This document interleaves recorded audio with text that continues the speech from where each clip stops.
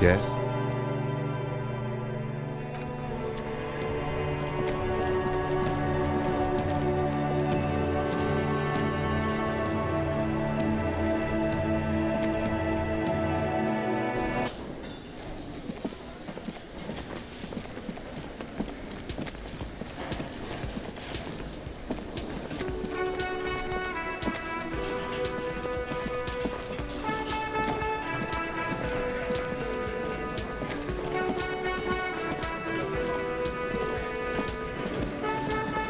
It's you again. What is it?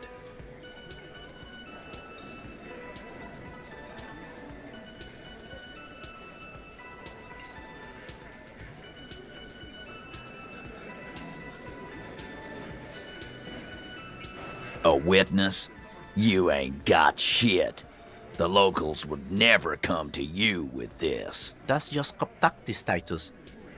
Next, he's gonna tell you one of us already rolled on the others, and is in witness protection.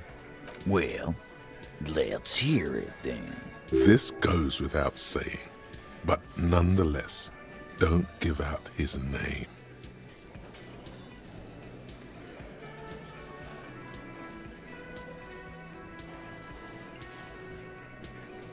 Yeah, right. Like we wouldn't know if an MI plant was in our town. Nice try, right? MI is short for Moral Intern. Moral Intern is short for Moralist International, the coalition that runs Revachol.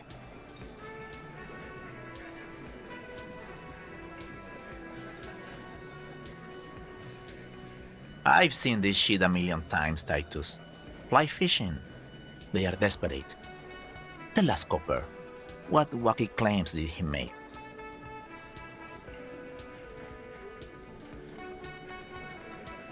It's you assholes that feel the need to go around like a fucking brass band. The Hardy Boys at— Yeah, it's like they put cowbells on you before they send you to the streets. What's with the cowbells, police? They're avoiding having to answer this question. We were drinking, weren't we, guys? I hit the bottle hard. I was drunk as fuck. Right. I'm convinced, Glenn. Nothing off here. Just Bullseye. Glenn looks around uncomfortably. The lieutenant hit a nerve. Arab guy? Boss, I think he's trying to say me and Theo. Well, yeah.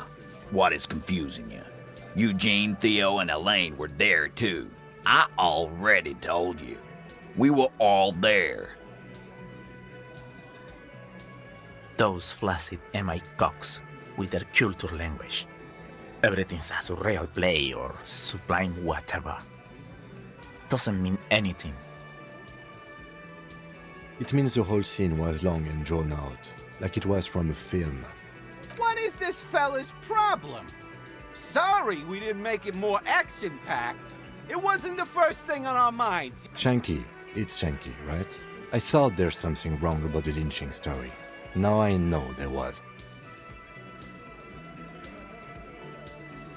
You don't know shit. I know you are lying, Shanky.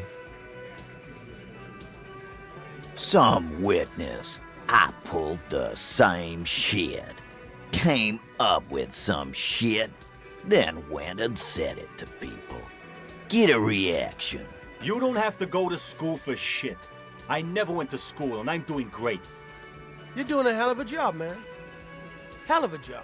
So much bluster to hide the fact that they're uncomfortable with you having this info.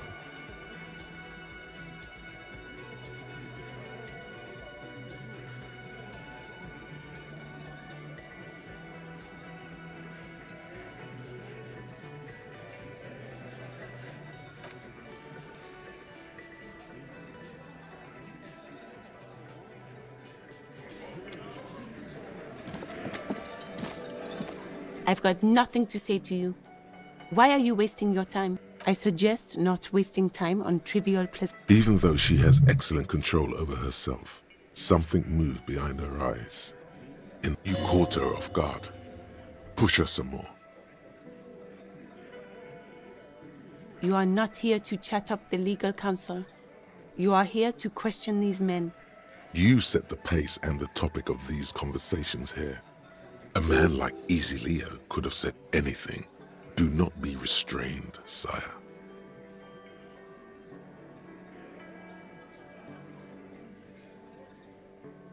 I represent the Union and these men here. A very minor victory. Even though you caught her off guard. No. Talk to Titus. I suggest... Even though you caught her off guard. Push. You are not here. You set the pace. A man like Easy Leo could have said anything. I am a legal counsel. Don't make this personal. A very...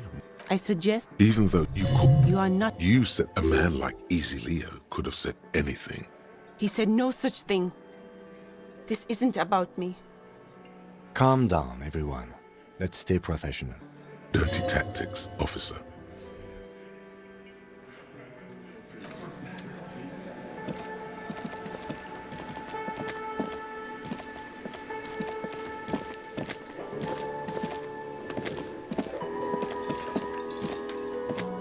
Can I help you? Got the 20 real?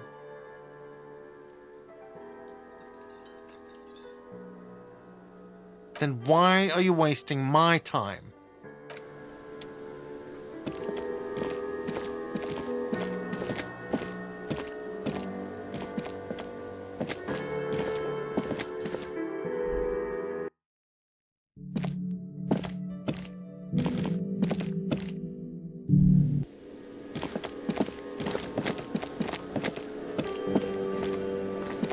Can I help you? Got the 20 real? Good. You got the room for the night, but remember, you'll need another 20 real tomorrow. You're already set for the night. Your door is unlocked.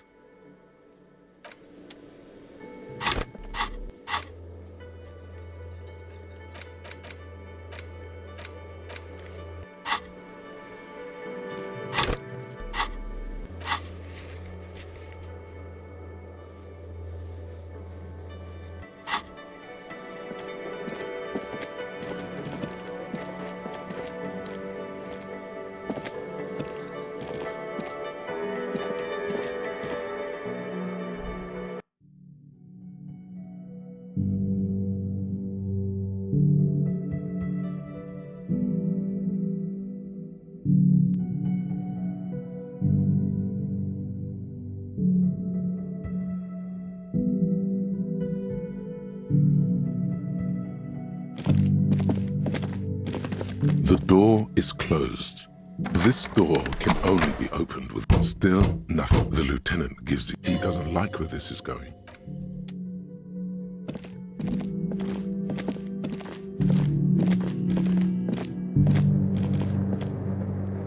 Yes?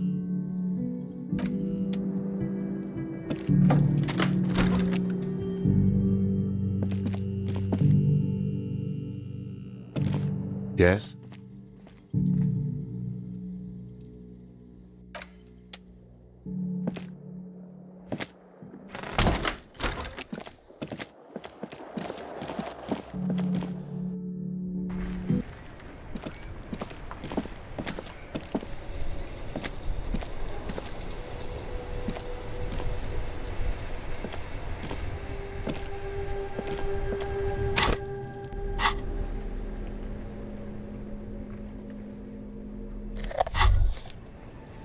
There it is, a brave little army in your pocket.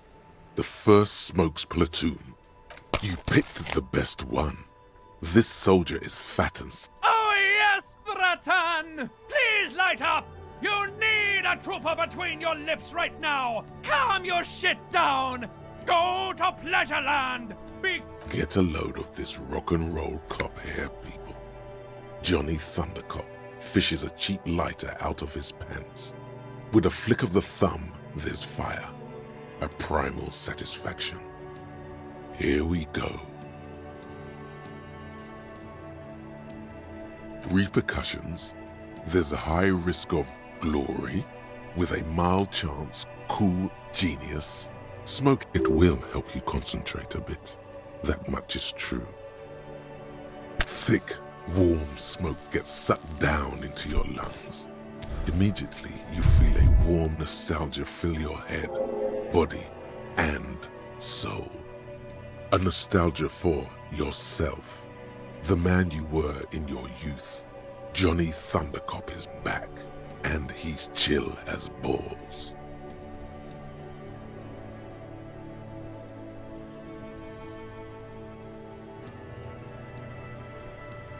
In the bottom right corner of the screen, there's a cigarettes button.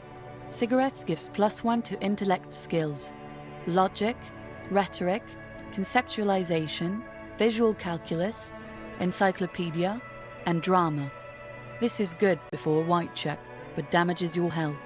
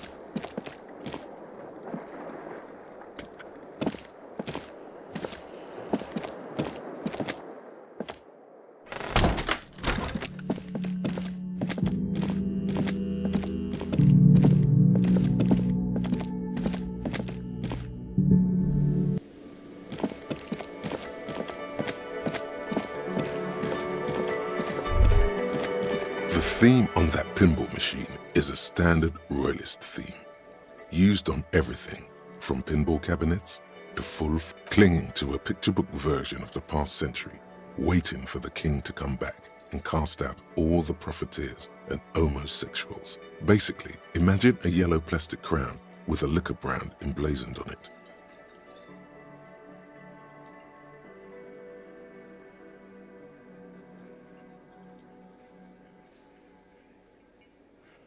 It comes free with a six-pack of Vermilion Roy d'Or. The words Roy d'Or are stamped into the crown's plastic. The sentiment is called anti-centennial nostalgia, pining for a time before the turn of the century. It's common even now, after 50 years.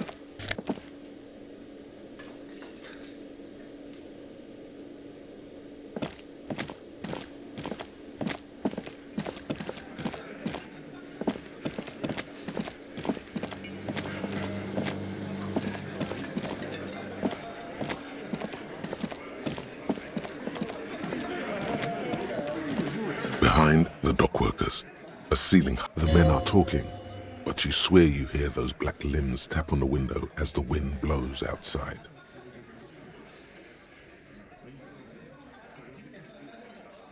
There's a little slide panel up there to let some air in. No need to open it in spring. You're not so sure about that. Somehow you just know there's something out there behind the glass.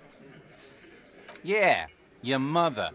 It's not a very good mother joke, but the room still laughs. Something about those mother jokes just works.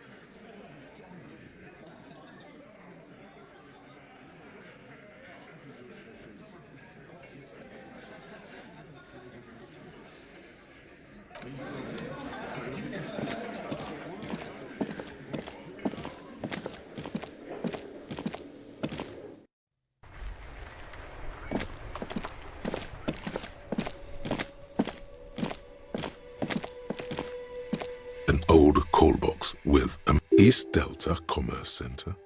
This must be the name of the doomed commercial area.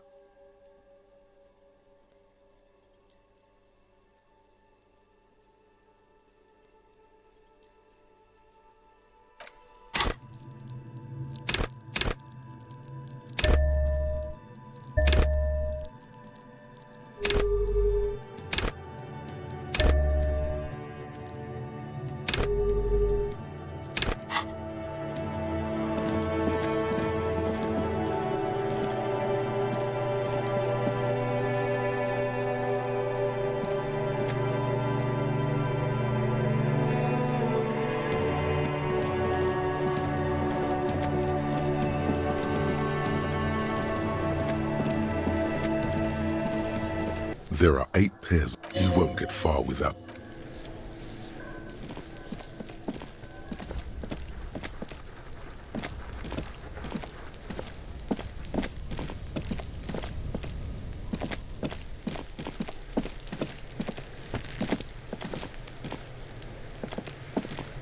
Fuck does Kuno care? The fuck do you want with it? Oh, that? Kuno decapitates pigs. That's just a Kuno demo. Yeah? Watch your ass in Kuno's town, or Kuno's gonna fuck your head off. It's a vitamin pig. You could use some. Okay, whatever. You Oh, don't teach him, Kuno! He's gonna use it against you, Kuno!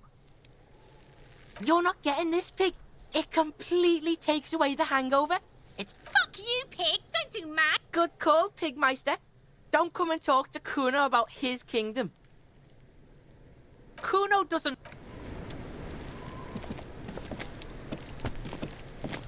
The man before you is naked, but for a pair of underpants and white boots. The material appears to be delicate and fragile. These are clearly not boots.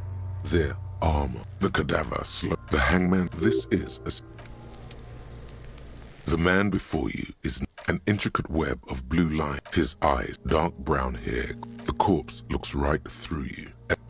As you narrow your eyes, this is a trick. You've done it. Only the lower extremities are pink. The cadaver slowly twists on the cargo belt. Of course. You into the wild pale yonder.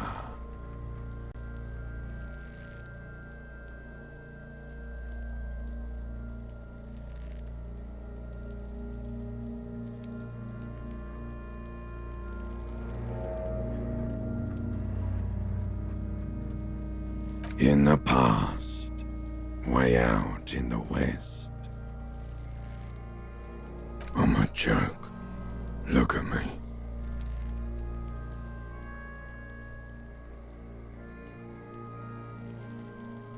There is nothing funny about jokes either. A killer, a motherfucker, and a killer. Go ahead, Copper. What do you mean? Ask me more questions. You fucking love questions.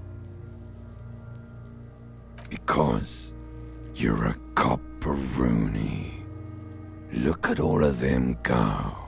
Here you go, you loony. Fuck no. You're no Rooney. No, you're not a Harry either. You're a motherfucker. That's who you are. Rooney the motherfucker.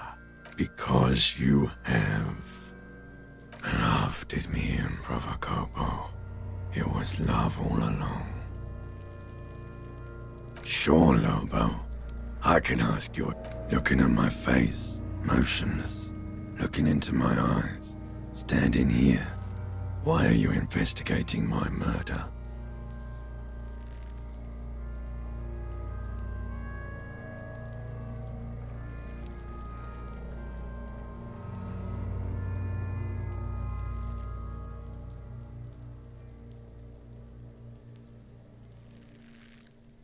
I am all you have.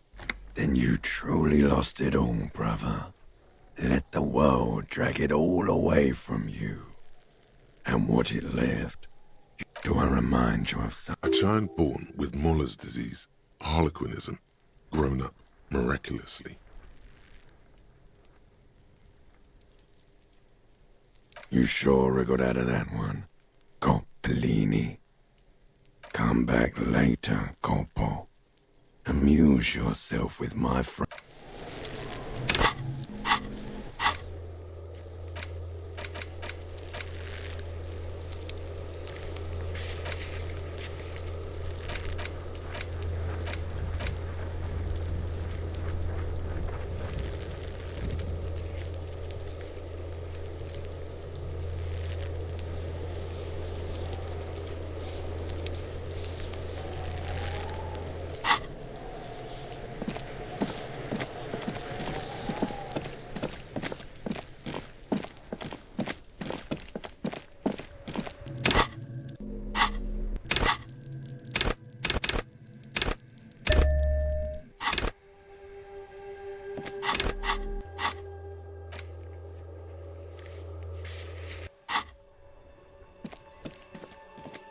An old East Delta Commerce Center.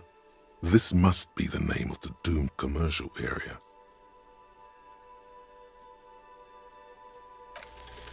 No, hold on. The last thing you need in your life is more hysteric emotions. Forget it. Find something else to do.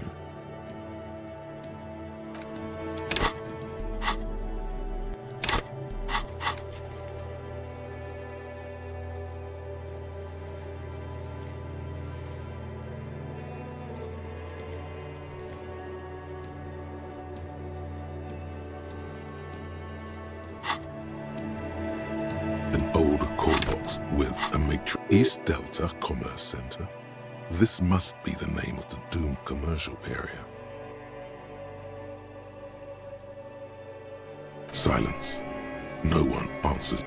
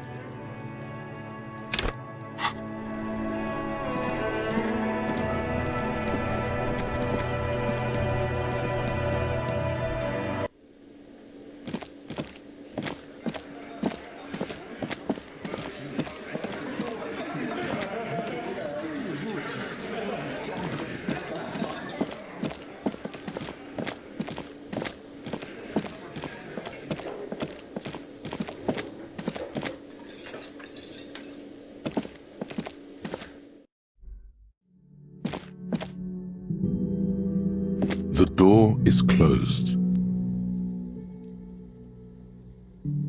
Still nothing. Still nothing. Still nothing. Still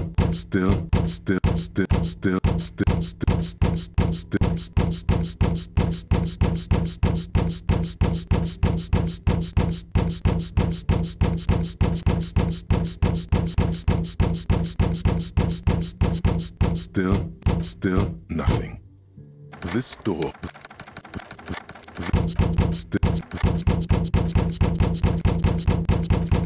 This door, still nothing.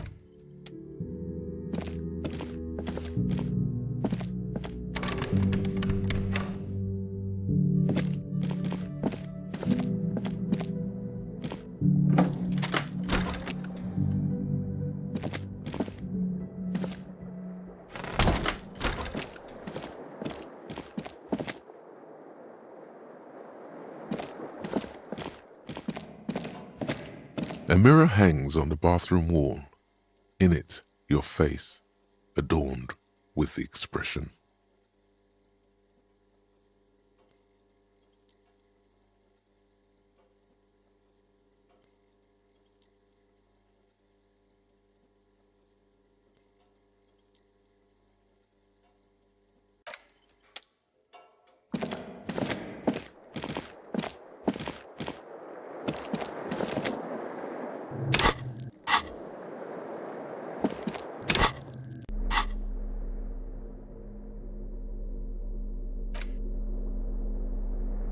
The letter you found in the trash. A cabbage, arson, petty theft, spousal abuse, handwritten logs. You don't exactly close them. Thin, see-through copy of paper, mostly neon yellow, some bright red, all covered in boxes like marching armies. These are your official forms, easy enough to make sense of. A monetary penalization ranging from 20 to 250 real. Severe cases allow for 1,000 real, but that requires special paperwork. But they appear pleasantly vague.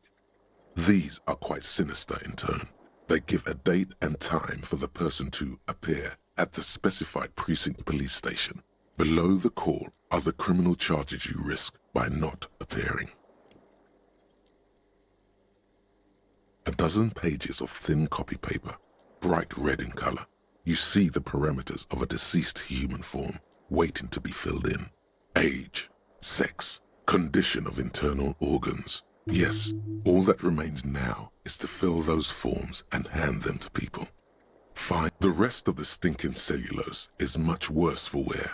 Being sandwiched between the board and the rest of the paperwork must have spared the fragile copy paper. It's made of dark blue plastic, hard enough to beat someone to submission with. The edges are rounded, however.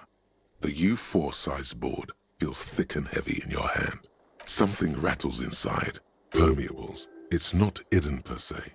The compartment is made. The plastic shimmers like lapis lazuli, but it is something rattles inside.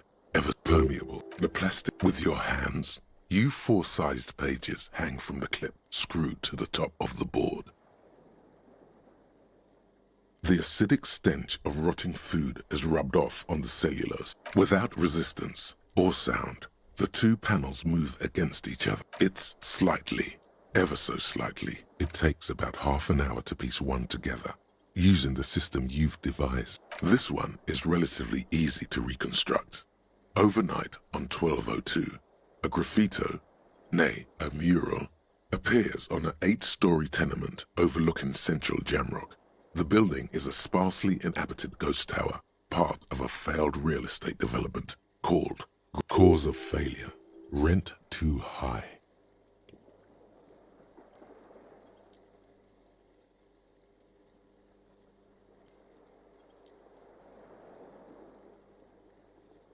The mural is enormous. 2 silhouettes, a man and a woman, are kissing. The text cut into true love is possible. Only in the next world. For new people, it is too late for us. Wreak havoc on the middle class. People call it that thing and that fucking thing. It's visible for miles. In 2 days, the station's complaints desk gets clogged with requests to remove the bummer. You and your partner are assigned to the case. The graffito crew is easy to track down. Only the bell lectures have the literage of industrial paint to cover the surface. One of the graffito artists is rumored to be rich. They take responsibility for the execution, but not the design. The ideologue of the next world mural, as the crew calls it, remains an unknown. The case files do not show you finding the author of the design. The crew agrees to clean up after themselves. However, your partner, JV, is against the removal, citing public support for conservation. This leads to a debate in Precinct 41, which then spreads to the streets of Jamrock, ending in a rare plebiscite organized by you. The 9,000 people subjected to the mural's message, all of Lakeside, Central Jamrock, and Villalobos, plus half of the eminent domain, participate in the vote. Although the case begins with what appears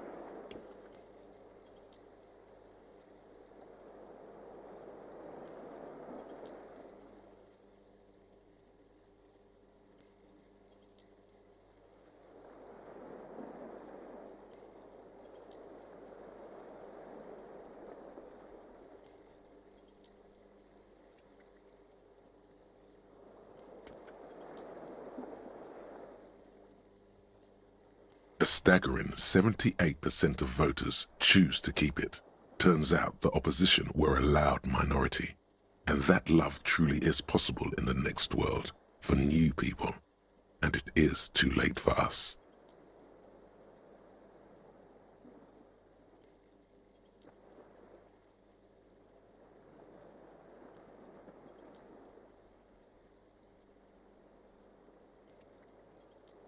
Did anyone ask you what you believe in, man with the smelly toilet ledger? What do you want to tackle next? Or are we done? AKA Leslie and Burke, AKA the public indecency drunk and the property damage drunk, is a cursed case. It has been passed from unsuspecting officer to unsuspecting officer for 10 years. On January 29, the unsolvable case made its way to you. Why you accepted it, it is unclear. Leslie will always take his pants off when he's drunk. Burke will always trash everything. It's just what they do. It is their nature. You cannot change the nature of a man, and you can't lock them away because public indecency and small-scale property damage are not punished. The only way for Leslie to stop flashing his genitals to bypassers and for Burke to stop dismantling signage and rear-view mirrors would be for them to stop drinking alcohol, which, in their 40s or 50s, it's hard to tell because of their distorted features, is a medical improbability on par with you ceasing to produce the expression. You would think that, but you're wrong. Where's the fun in exposing your genitals or breaking stuff in your own home? No, Leslie and Burke are on the corner of Main Street and Perdition, because that's where the action is.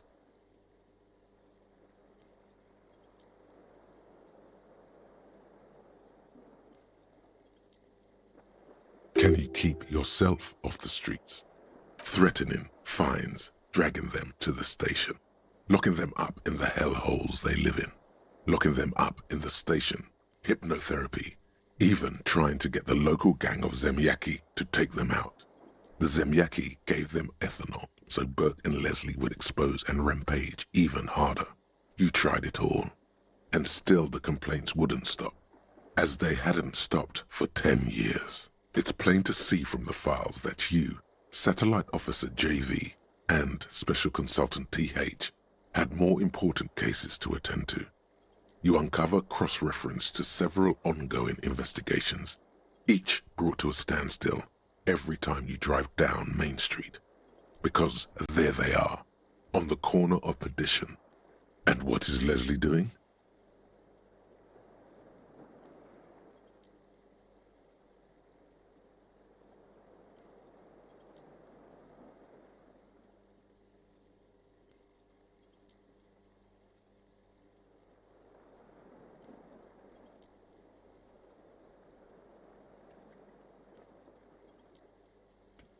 Good, you're learning. If the files are to be trusted, that's all there is to it. That and Burke breaking things, and the fact that they're both drunk. But then again, so are you. The case becomes considerably less comic one day when Burke takes a swing at your ledger. He must have it confused with the property he likes to damage. But the joke's on him. You're drunk out of your mind on potent Pilsner. You slam the hardened plastic board in his face. Then you proceed. In the process, the ledger sustains damage. The compartment within, reserved for permeable documents, is jammed shut. You stop your assault on the now unconscious Burke to open it, but are unable to do so. The officer began to cry, reports Leslie, who he came at us, and at us. I think he was trying to kill Burko. While trying to kill Burko, you slowly come around. The permeables compartment is open. You've smashed it open on poor Burko's kneecaps. The good news is, Burke can't walk anymore. Can't get out of his apartment, an invalid. With Burke to tend to, Leslie cuts back on the indecent exposure. Maybe he flashes his genitals to Burke, who knows, but both drunks are off the street. The complaints stop. The unsolvable case is solved, which is also why the officer responsible narrowly escapes a disciplinary hearing. The end. Do you want to read another one?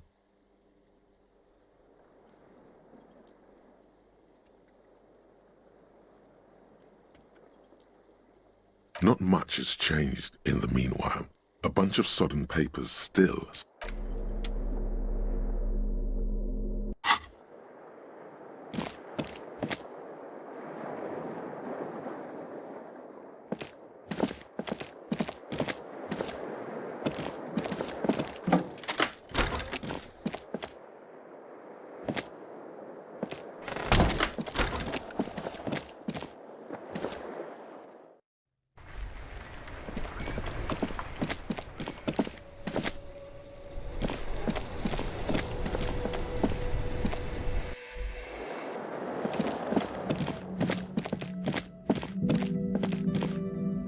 The door is closed. Still nothing. Still.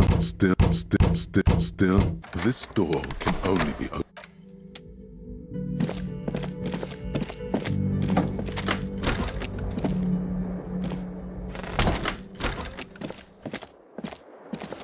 The bed is still cold from the broken window, and not too inviting. But it's yours. You've earned it.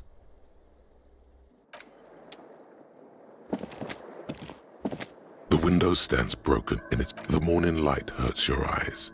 It's hazy, but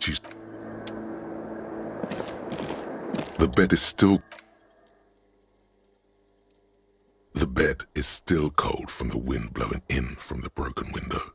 The mattress creaks as you close your eyes and Here we are again, my broken bud. The waves are coming, carrying you away. But you can't go. No, you have to stay. Always half aware of yourself. You're not cooperating, brother man. It's your disgusting body. Even through your sleep you feel a vague discomfort suffusing it. Your belly and your sides are unpleasantly tender. You wish you could curl up into a fetal ball of safety. But you cannot, because of the pain. That pain in your right side is your enlarged liver, by the way. As for your kidneys, you've really been compounding the damage lately. Every cell in your body is moaning in agony. asking, what did we ever do to you?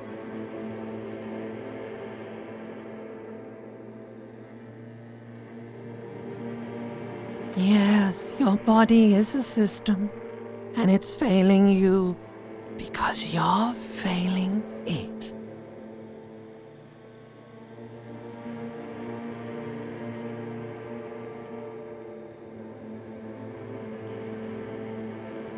Now you've gone off the rails, baby.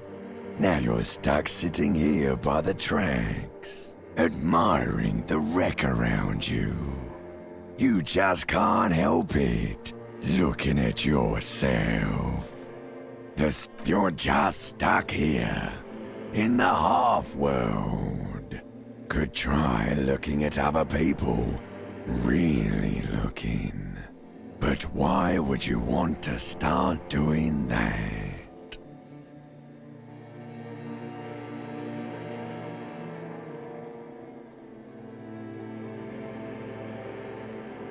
How many promises have you kept lately, Sir Harry? To the great see-through world. Thou art honourable and just, sire. 'Tis the snakes who are vile, hissing in the grass.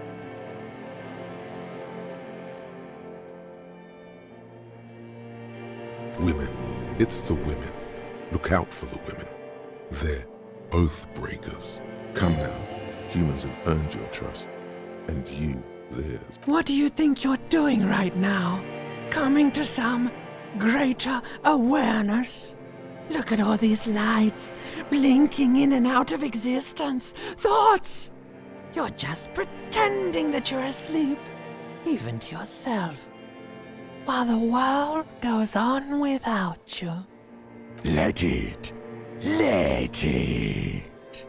But it never seems to let you go, does it? Time to rise and wipe that shining sweat off as best you can. Gather your bearings. Rock and roll.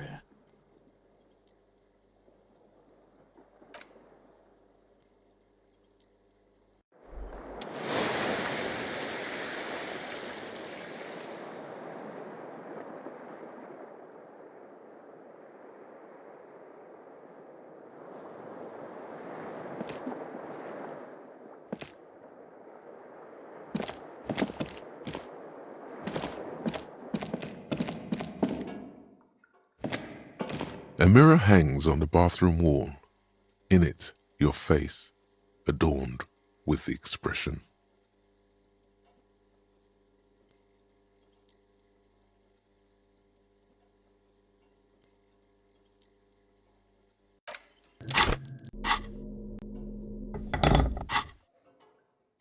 A mirror hangs on the bathroom wall.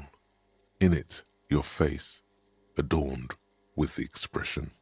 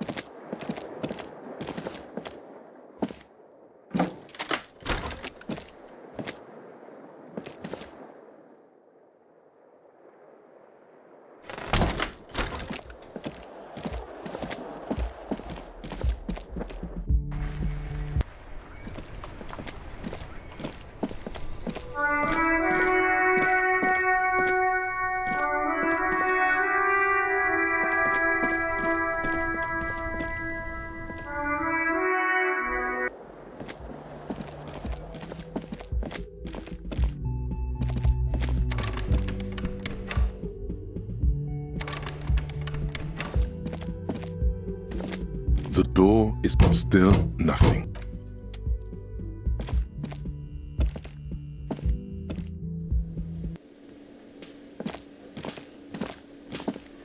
Yes?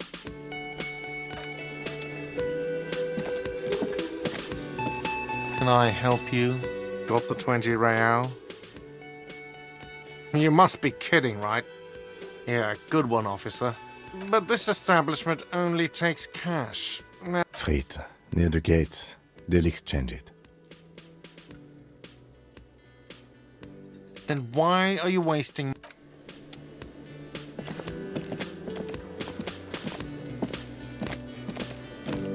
Oh, hello, dear. There you are again. Oh, sweetie, it's fascinating. The lieutenant gives you a sideways glance.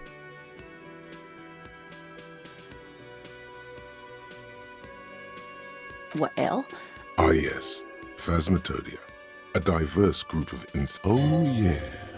Where other phasmids imitates, hence its name. I knew it.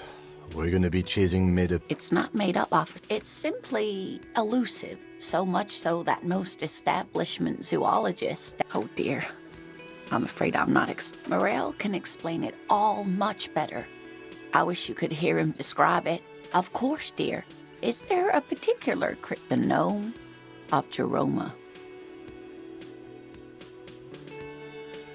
Oh, yes. None of its victims survived. Grieving relatives never even found their bodies because the gnome... It was, reportedly, a small creature with webbed fingers and a protruding forehead and a gangly little thing. A couple of campers found it when it was already dying. They heard an odd wailing in the woods and followed the... It still took the gnome of Jeroma an entire day to die.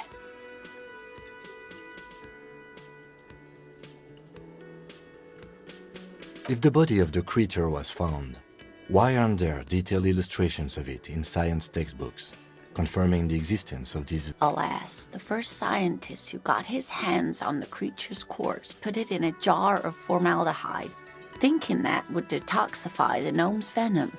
Instead, all the venom leaked out of the creature's teeth and into the surrounding liquid, dissolving the creature itself.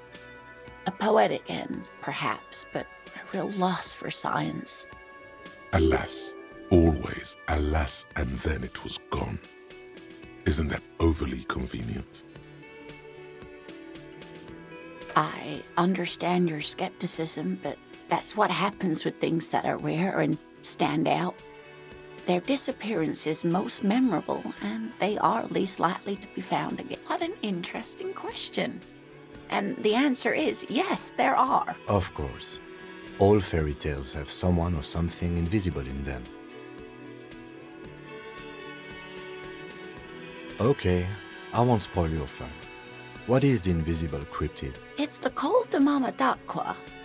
Its name means thin whisper of sound, and that's precisely what it is. Self-replicating sound waves, invisible and intangible. The Col de Mama is very afraid of us, which... Col de Mama d'Aqua can also be translated as a whisper light and low. Yes, that's another translation. They're both quite lovely, aren't they? Although the low part is a little ironic. The Col de Mama d'Aqua makes, or rather is, such a high-pitched sound that other animals, including humans, can't hear it. Fine, I'll bite. How can an animal be a sound?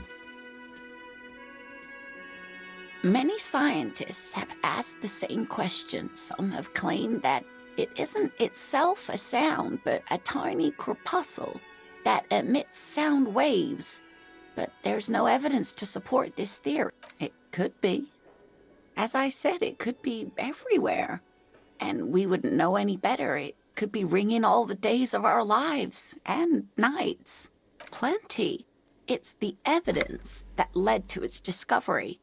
In the 1920s, a group of Areopagite ornithologists, that is, scientists who study birds, were trying out a new recording technology when playing back recordings they had made in the foothills of the Ea mountain range. They noticed certain anomalies, patterns that seemed random at first, but on closer examination were consistent with the waveforms of songbirds. The scientists soon discovered they could track and even predict what appeared to be feeding, mating, and migration patterns based on sound waves in a strictly delimited range of ultrasonic frequencies, even higher than those of the highest-pitched bat calls. They realized that they had discovered a new species and called it the call de Mamadakwa, after the Paracanassian name for the voice of God. They grew quite obsessed with these little birds. Even though they couldn't see them, they could distinguish among individuals. Sequester, Time, Joscan, those are but some of the Mamadakwa they followed individually. That is a sad story. A group of university students assisting with the field work in their enthusiasm for the project. They tried to communicate with it and had no other means but sound. So they started sending out sound waves at frequencies they thought might match the Mamadakwas. And what happens when a sound wave meets another sound wave of the same frequency, dear?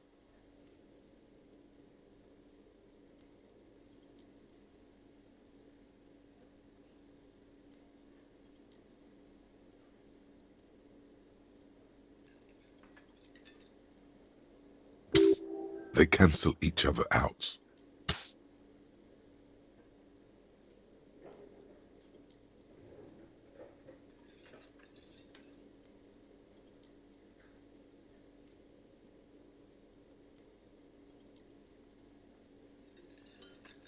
Exactly. And these tests were performed so recklessly that when they happened upon the right frequency, well, they wiped out most of the population. Great regret washes over her, a wending cloth. After that, the corpuscle appears to have migrated elsewhere. There have been recordings of anomalies similar to those spotted in Ea, but they've been few and far between. It's impossible to confirm the presence of any stable... Of course. A common thread in these. Disappearance and unfalsifiability. I like the story, though, ma'am. I'm glad you did, dear. What about what? I'm glad you like them, but I'm not really one to tell you about all of them. You should ask my husband if you get the chance.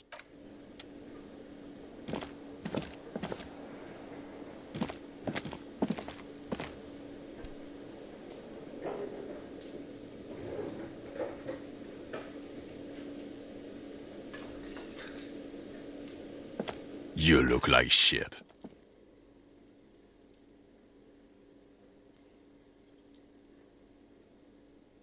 And I don't mean that as a metaphor.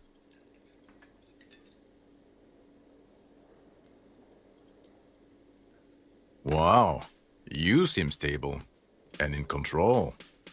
Allow me to say, alcohol really seems to have had a positive effect on you. Now, what do you want? There's something about this guy that matches with a face in your head. A similar but different face. He might be wearing a disguise. Yes, it's a hobby of mine. As if waiting for some kind of reaction or response. Something to click. It's not happening though. Who is this guy? About what? You don't look like a cop. You know what you look like?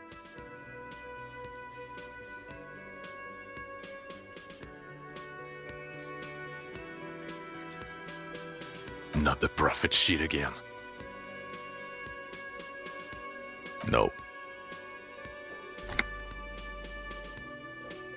No, he doesn't. If I wasn't clinically depressed, I'd burst out laughing. But I'm gonna go with no right now.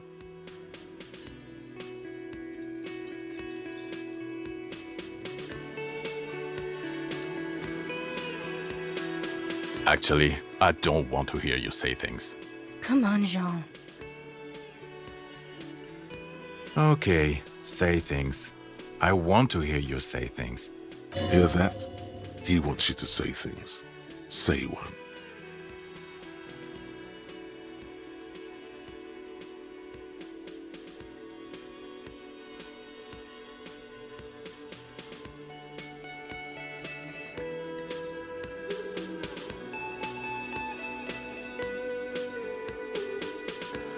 You're not shitting me, Millen. I can smell it all the way here. The whole town stinks. We're getting to it. There have been complications. I don't know. Why are you? It's like you felt it would be intellectually stimulating and would lead somewhere. A custom even? Strange. Who knows why we do the things we do? Somehow, bouncing those ideas off the man with sunglasses felt calming. Oh my god, there's more. You want something more? What is it? I'm not getting involved in this. It's not my style, he thinks, glancing at the man in sunglasses and the woman beside him. Oh boy, they're mad at him. No wonder. He just doesn't recognize them.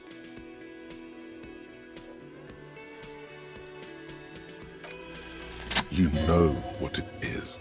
It's like the two of you know each other. Oh, I definitely know you from somewhere. Another life. Yes, from another life. A different life. Maybe the life of a police officer belonging to the ranks of the... To what station do you think you would belong in this alternate and totally fictional reality?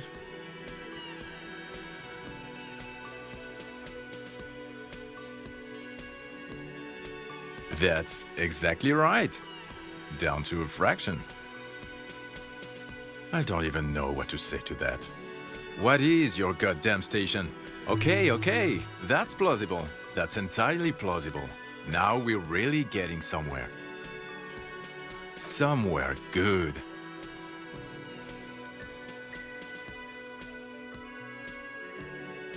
Okay, why not? Let's do this. So, do you know who hanged him? Yeah, I can see that. I don't know. Oh my god, there's more. Okay.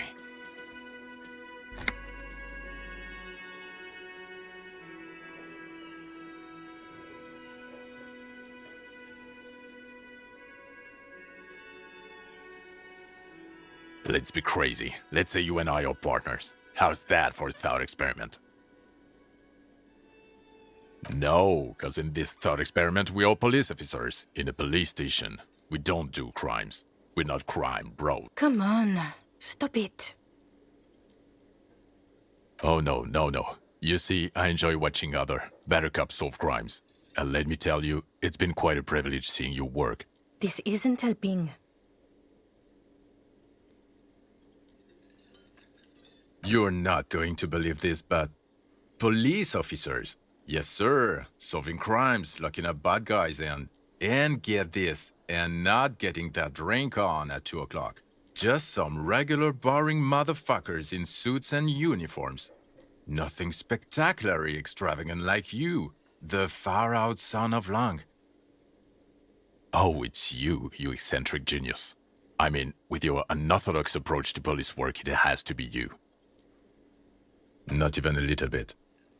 It's an urban myth about an officer who is so far undercover he can't remember who he is. As I say, it's just an urban myth. You are not the son of Lang.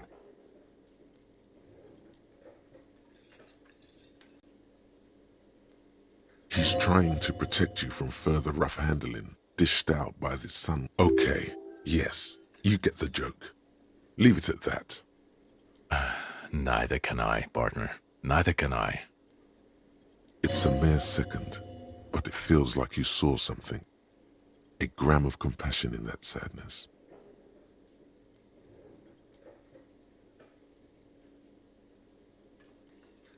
Watch out for yourself. Okay, the man with the sunglasses and his hypothetical Station 41. Weird, right? There's something missing here. Something you can't put our finger on. You know what? Just ask him. I know it sounds crazy, and you'll probably get laughed at. But still. Yes, just cross it off the list. It's probably not true, though. Again? I can't believe this shit. I'm going to say no, just to see what you'll say to that. What'd you say? Okay? Jean, he said okay. Give it. Okay, I was clearly wrong. He is a firefighter, male nurse, animal control agent, something of that kind. Not a cop. Go on with your cop work. The woman in an RCM patrol officer's uniform winces as she notices you. I would really prefer not to talk to you right now. A patrol officer is the lowest rank in the RCM, below lieutenant and sergeant.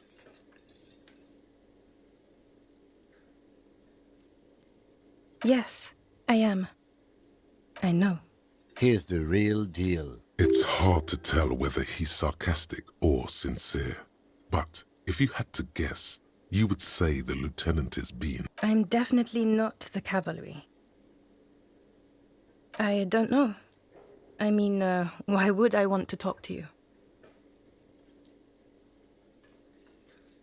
No, you're not. You're not the only cop in the world. Okay, fine.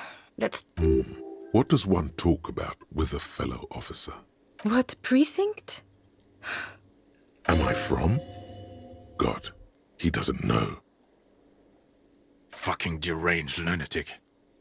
You're getting an intellectually unsatisfying vibe from this conversation. Maybe you're doing something wrong. God damn it, you leave her alone. Keep your weird bullshit to yourself and be professional for once, for fuck's sake. Can I actually help you with something? Yes, of course. Preposterous. I mean, you would remember if they were, right?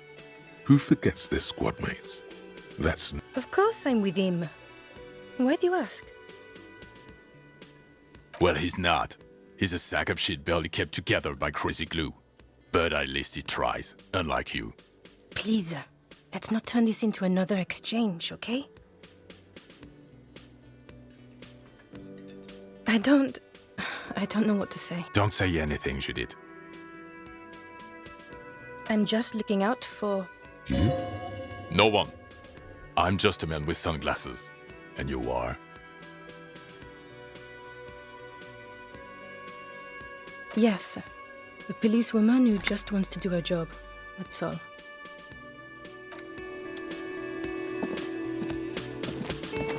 Can I help you?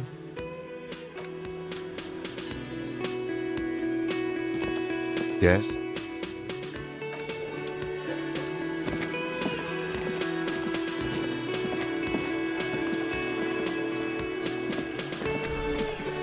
Hi, gendarme.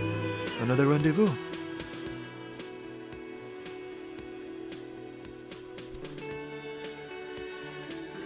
Hi.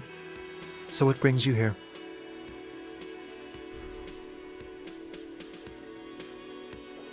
Admiring the atmosphere. What about you, officer? Really? Well, I look forward to that. Oh yes, let's see. He knocked on my door a few days after the lynching. I think he was going through the entire building, asking questions. Nothing. That I didn't see anything. What friend? No, I don't think it came up. Muscular, handsome, strong, like one of those military types. Yes, but he was speaking to someone on his earpiece. Just reporting back whatever I was telling him. Yes, you know those tiny speaker microphones that fancy secure. Just reporting back whatever I was telling him. Nothing. Why shouldn't he? What friend? No. Muscular, handsome. Oh, let me think. He had an accent. He sounded like one of those mercenaries. He sounded vaguely Oranese. No, not vaguely, scratch that. He sounded definitely Oranese. Sure. Anything else on your mind? You did? And how did you like him?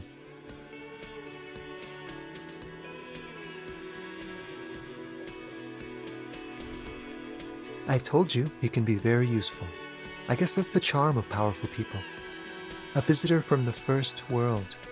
He's not like you and me, gendarme. To his opportunities in Occident, sur la clé. Still. His coming and going, or is it just money? I don't know. Friends, I told you.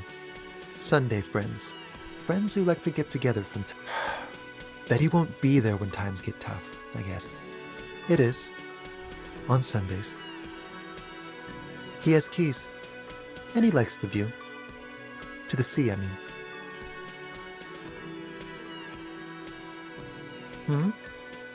What about me, gendarme?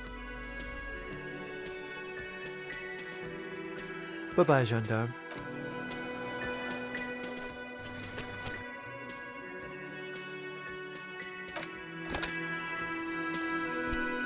Hi again, gendarme.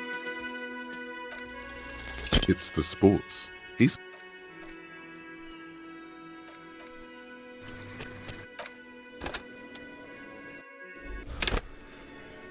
Hi again, gendarme. It's the sport.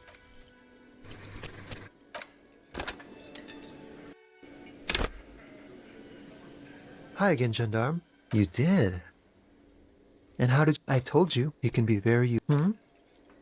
What about me, gendarme? It's the sport.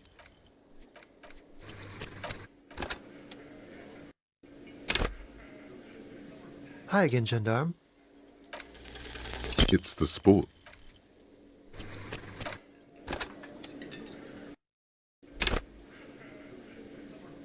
Hi again, gendarme.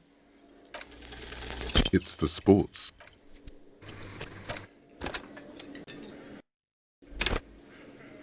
Hi again, gendarme. It's the sport.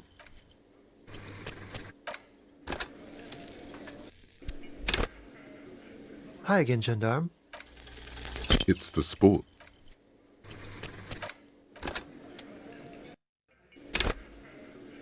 Hi again, gendarme. Could he be a member of the homosexual underground? Just pointing it out. We're not talking about some kind of cult with members here. You made it up.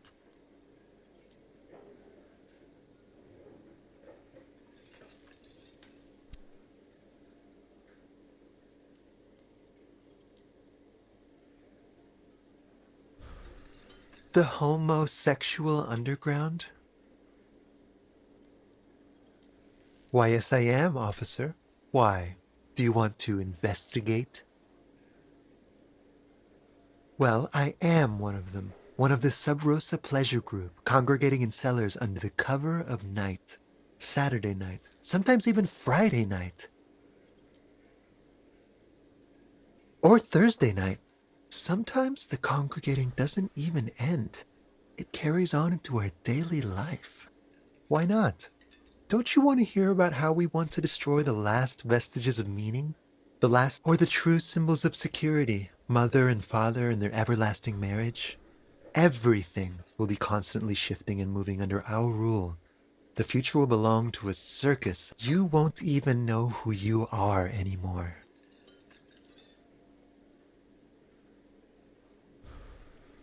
Yes, we listen to a lot of disco.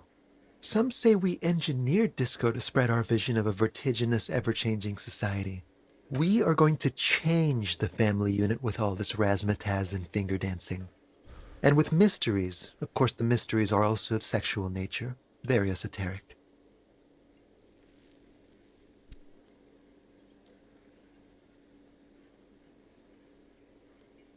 Sure thing, officer.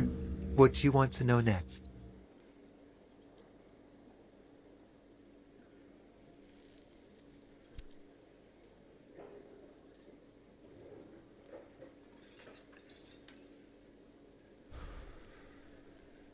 Bye-bye, gendarme.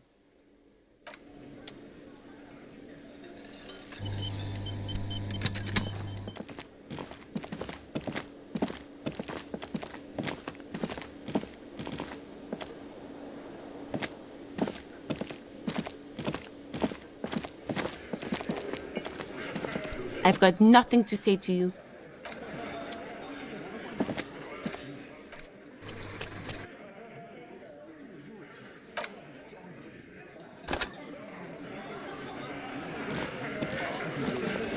Again, you find yourself looking at that big old window.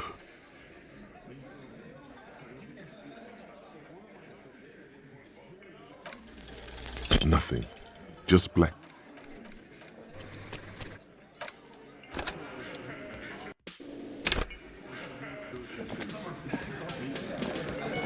Again, you find yourself looking at that big old window. Nothing. Just black tangles like the hair of an old woman. Motionless. The wind in the yard doesn't reach the hawthorn, nor does the light come in from...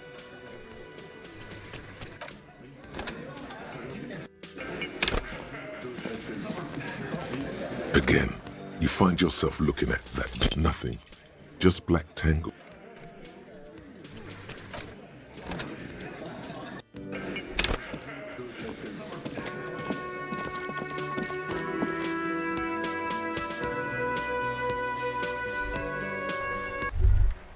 Was that? Could it be the Col de Mamadakwa? No, it's probably just your imagination. There seems to be an extremely high-pitched ring. Aunt Lena also said that it couldn't be heard by any other animal, including humans. What you're hearing must just be a regular bird. No, I don't hear the Col de Mamadakwa, and neither do you. Of course he doesn't. He's deaf. There it is again. You're about to rediscover. It must be very close. Maybe. Just maybe. Oh no. No. Too late. It's gone. Keep your ears peeled, then. If the species really has migrated to Martinez, you're sure to hear it again.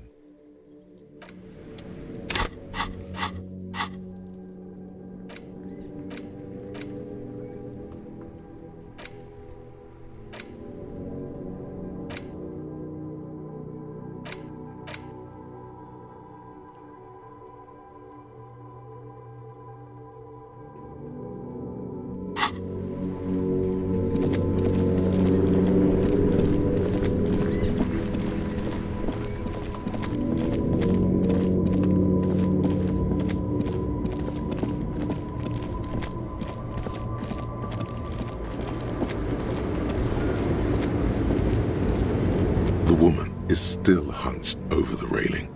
Huh? What is it? Of course not.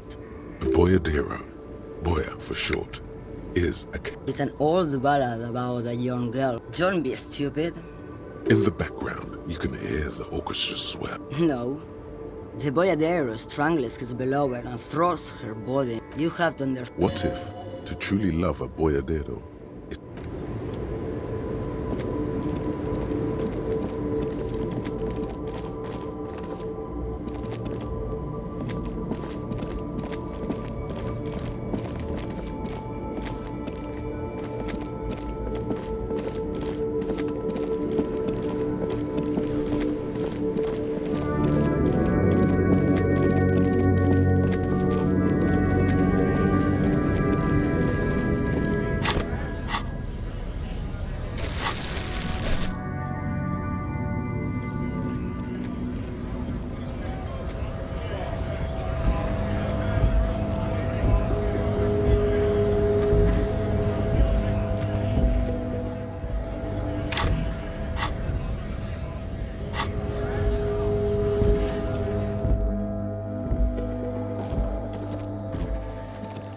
the tear machines, your bottles clunk into the machine.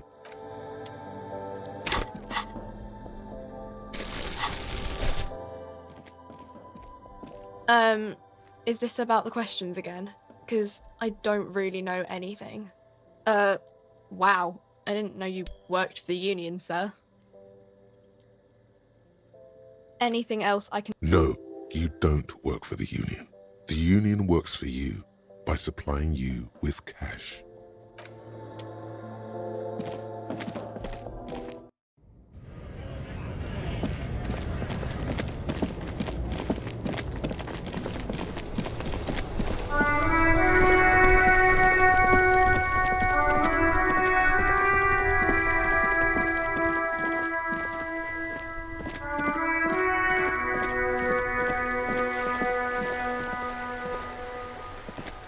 Yes?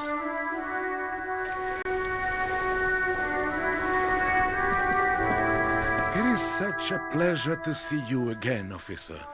How may I help the city?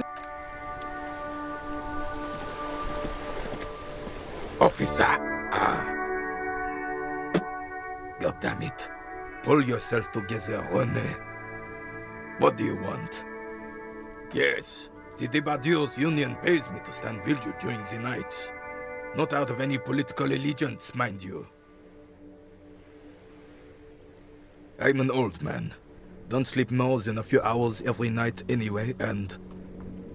He feels like he has to justify himself for some reason.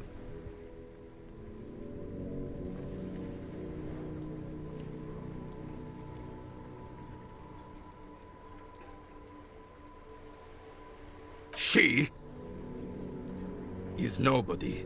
This is none of your concern, and I refuse. The lady is Jeanne-Marie Beaulieu, and she sure as hell wasn't a nobody.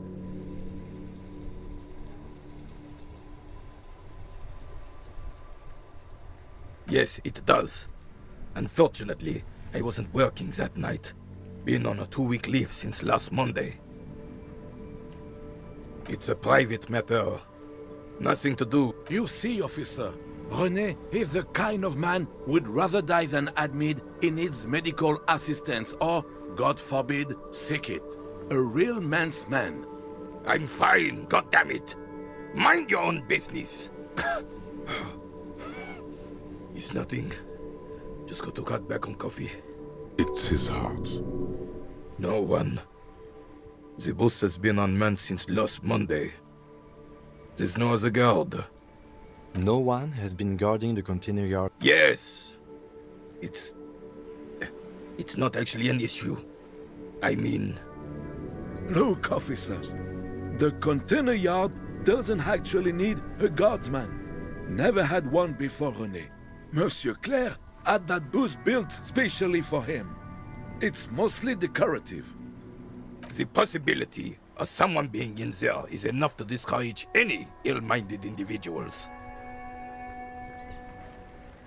Evrard created this job for René because he knows the Royal Carabiniers' pension of honor and PTSD isn't something a man can live off. A decorated Kingsman collecting tear reflects bad on the whole neighborhood. His words.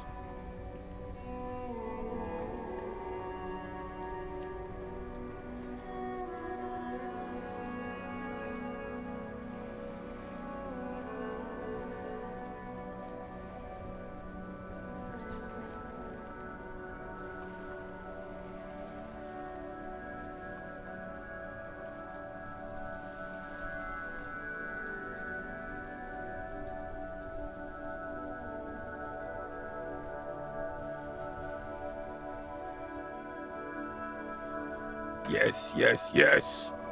Can we conclude the topic of my guard booth now?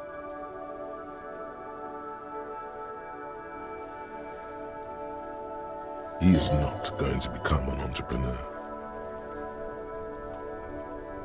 Yes. Like I said, it would be up anyway, so might as well keep an eye out. It's a Belle McGrave, 4.46 caliber, breech loading, Revachol made. Good weapon. This one's inoperable. The bolt spring is missing and the mechanism is jammed shut. Still a beauty. Where did you find her?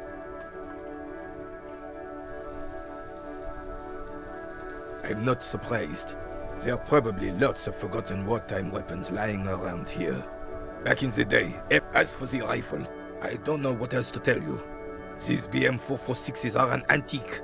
No one uses them anymore. The ammunition is impossible to find.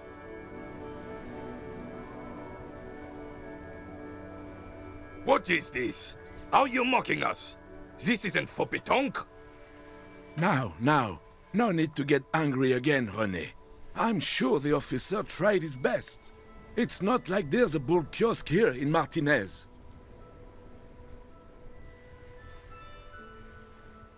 Trying is worth as much as is accomplished. In this case, almost nothing. Fine. You try to right a wrong. It's still a gram better than actual nothing.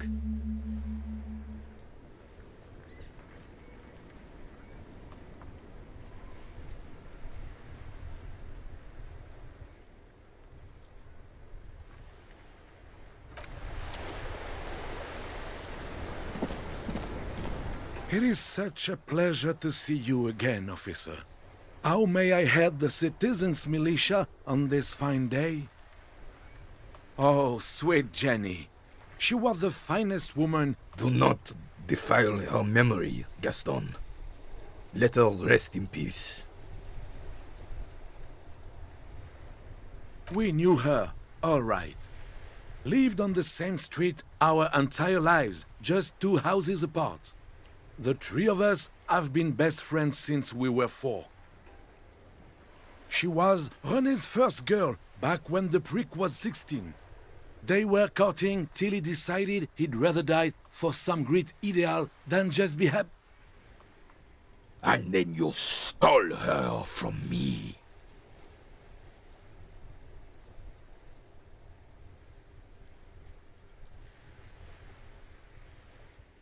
Oh, officer.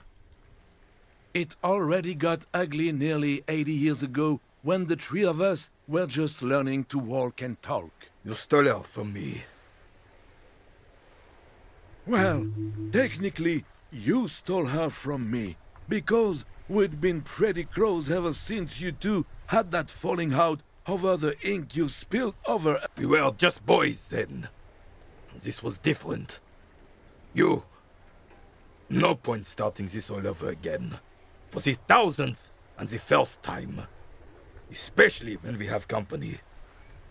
Officer. She died of pneumonia 2 winters ago.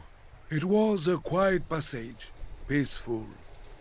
René and I were both by her bedside when she... died. No use sugarcoating it.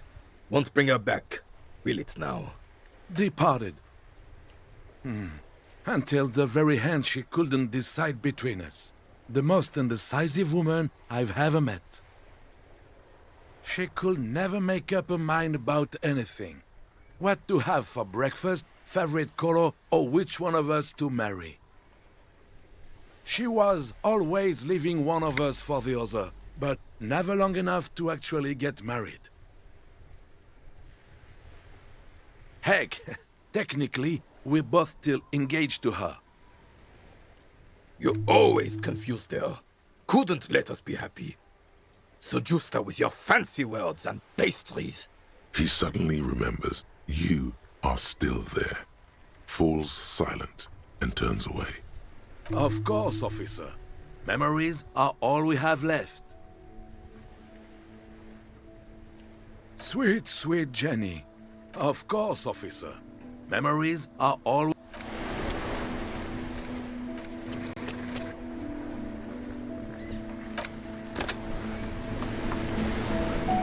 It is such a pleasure to see you again, officer. A man so principled.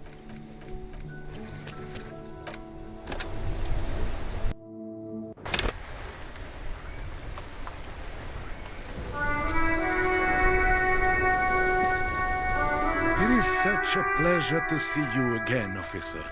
All right, this is how we're gonna do it. Like what, officer? This is as good as they come in Revachol, I assure you. An array of delicious recipes flashes through your mind. Salads, salmon, sandwiches, bingo.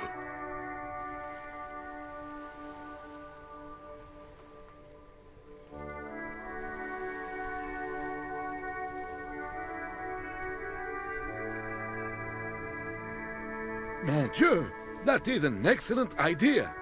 That would virtually negate the component loss.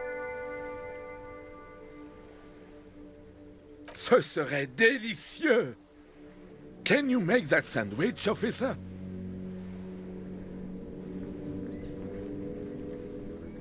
I hope you are not just tricking an old man out of the little he has left.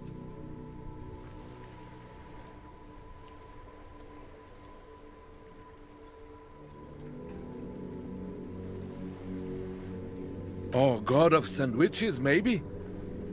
But in the meanwhile, what can I do for you here and now, officer?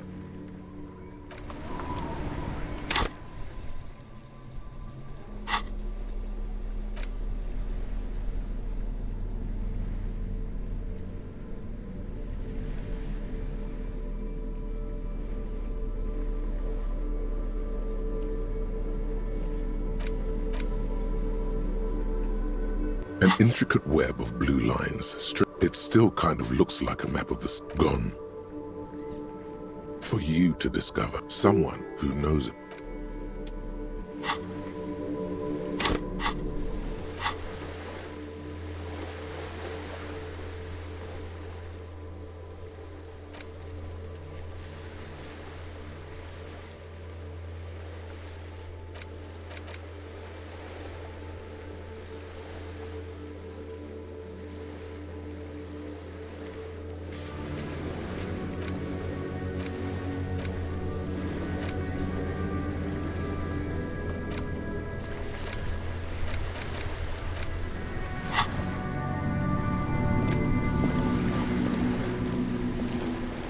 Vigilance officer, what can this old carabiner do for you?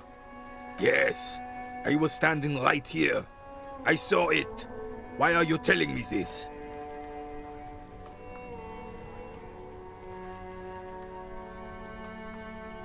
No! I don't understand what you're trying to accomplish. All of this is very unprofessional. We're not. The officer was just... Should have just eaten the damn... You are representing an organization. It's clear these words... Everything you do reflects on the idea and the people you are representing. When we think of the RCM, we think of you. Please make it a pleasant thought.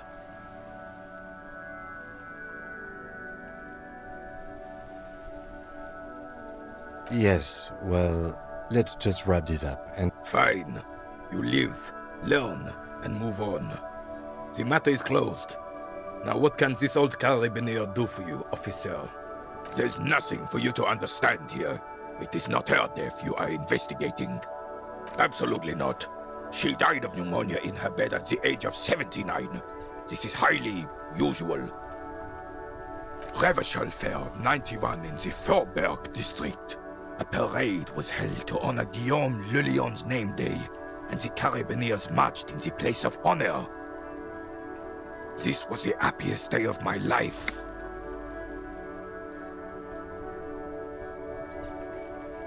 I was 22 when I returned from King Guillaume's Ikera operation in the south and found my sweetheart in the arms of... The Ikera operation was a 7-year campaign, during which Suzerain Guillaume's army forcefully united the people in the southeastern part of La Petite Continent, collectively known as the Ikera tribes, under the Revacholian banner.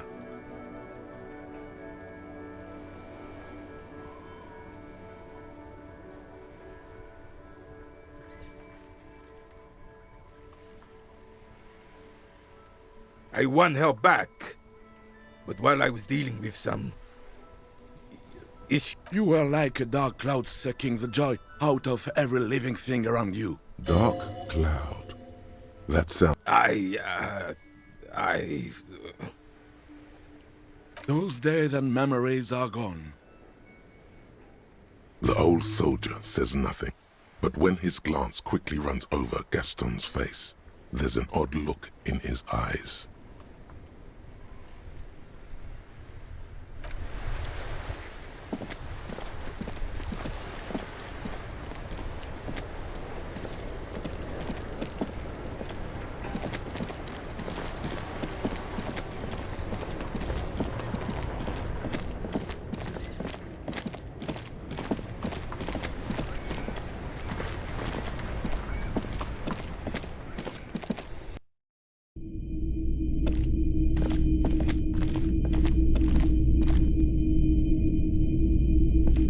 You see rows of toy soldiers guarding the rest of the trinkets displayed on the table. Some, why? What's this? A headless man riding a horse? A headless man wearing futuristic... Oh, that's the Headless Phone Rider. The Headless Phone Rider.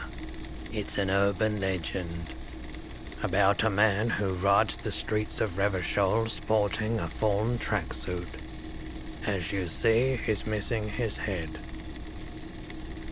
50 cents. Bargain price. I'll throw in the tiny cap too. I think he's looking for it, or something. He lost his cap when he lost his head. Perhaps he's looking for the head. Did I mention that this figurine is supposed to be lucky? Always carry it with you.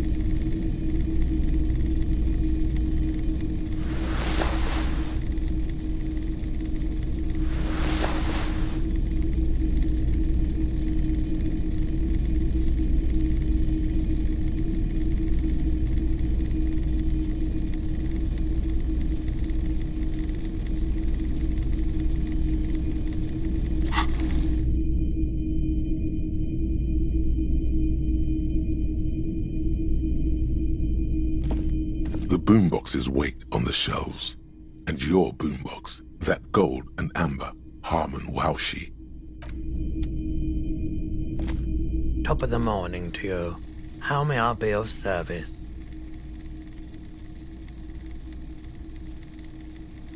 The Coldima Madakwa? Sorry, I would never have guessed that you were that interested in ultrasonic sounds. Or birds for that matter. How interesting. Wow, it's been a long while since I've gone hunting for the Coldima Madakwa. Once knew a group of young musicians who decided they didn't want to play music anymore and started looking for all cool or not. One of them was obsessed with recording the Coldima Madakwa. And he was one of those passionate people who know a lot about all kinds of strange things. So he got the rest of us to join in his search. We thought we did. We got together all these recordings of unusual sound patterns, compared them, cut them up and combined them into the Symphonia Coldima Madakwa. That really wasn't the point. After the Symphonia, we moved on to the sounds of office supplies or something like that.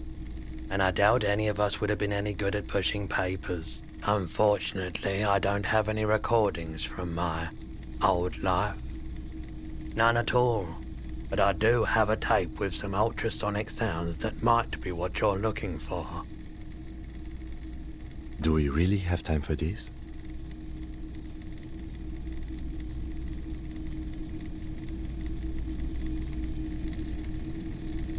This recording comes from down the coast. Wasn't looking to record anything specific. Just left a recording device there one morning. Keep in mind, I have to slow this one down enough to make sounds well over 200 kilohertz audible to the human ear. It will be strange. As the hum grows louder, modulating but always unnaturally uncomfortably low, like it's coming not from the speakers, but also from inside your chest. Breathe, that's an illusion. Your breathing is just as it was and will remain that way unless you start panicking. There's a growing sense of dread. The sound is coming from inside you, but also surrounding you. It feels as though someone is standing just outside your range of vision and watching you. He nods to you, reassuringly, just as more diverse, higher-pitched sounds, some random, some appearing to form patterns, hit seabirds most likely, gulls and such. And skewers, but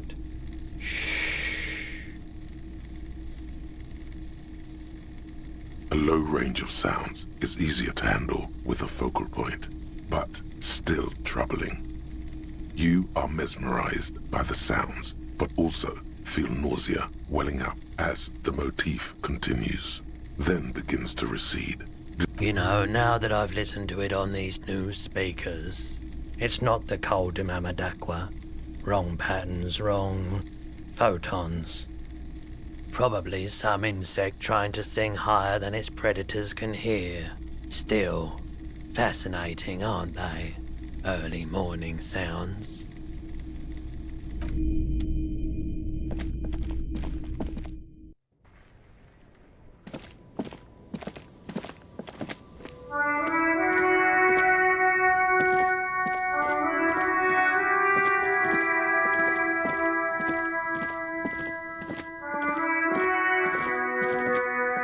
A rusting control panel with you grab the handle and pull the lever up. As soon as the metal connects, the water lock starts moving.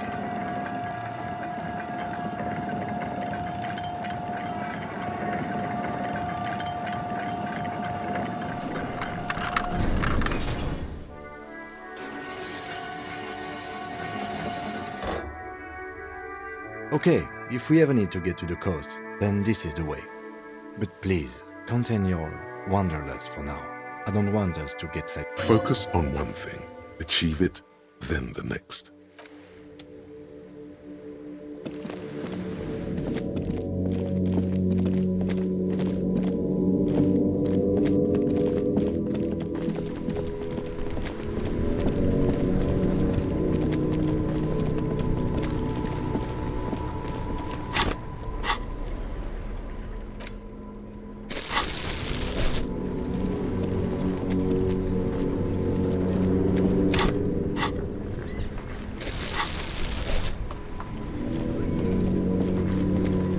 Inside, you see a set of steering levers, a radio microphone, a pull-out. This is Precinct 57. How may I assist you?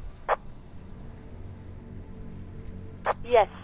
The armor was produced by Fairweather in their facilities in Bétancourt, sur la Clé in 42.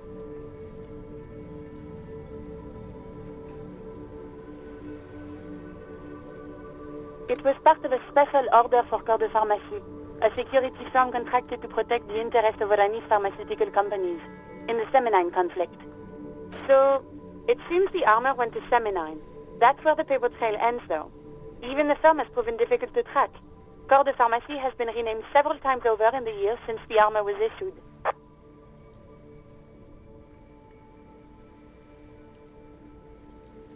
Yes, that is the most recent name the ICP has been able to connect to the CDP. And the one before it was Downwell. I also have one called Sediment, but I think that might be a different contractor. No, they work called Sediment. And somatosensor, it seems. All that during the last 9 years.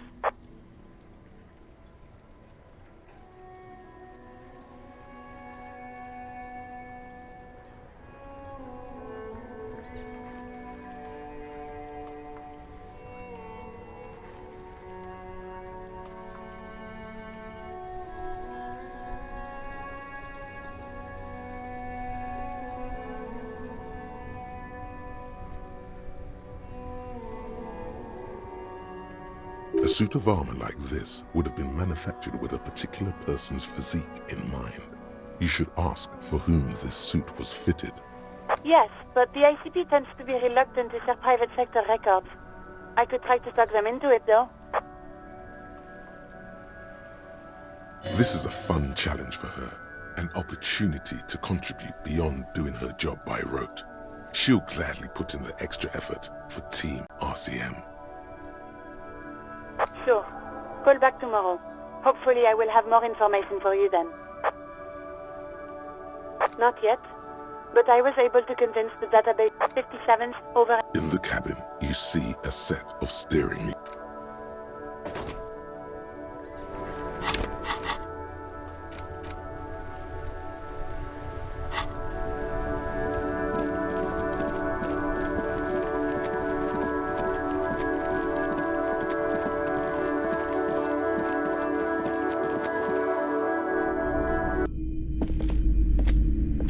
What have you found?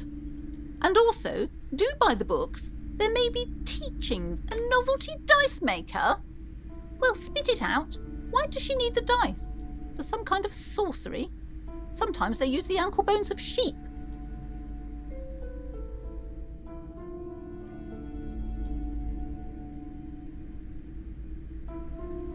I don't understand. If it's not her, then where is the source of the doom? Before you say anything, ask yourself, is the narrative she's built herself? Just don't say you don't have any answer yet. The uncertainty is killing her.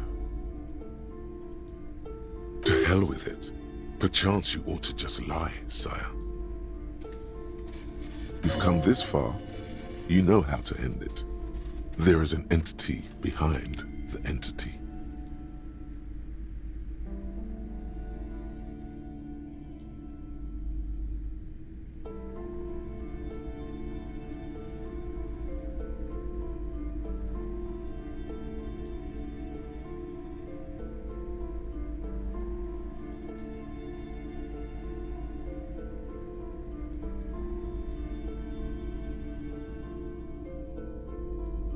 You're telling me that you went in there and didn't find out anything about... Of course. I should have known better than to put my hopes on a man like you. The investigation's over. I don't want you going in there anymore. You're only angering the psychic weather in here. Now, if you're not going to buy anything... Wow. Total psychic collapse. There was never any other way this could have gone. I am sorry we had to disappoint you, ma'am. Can we go now? Goodness, you were already doing good, browsing the shelves. Why'd you stop? She smiles and nods.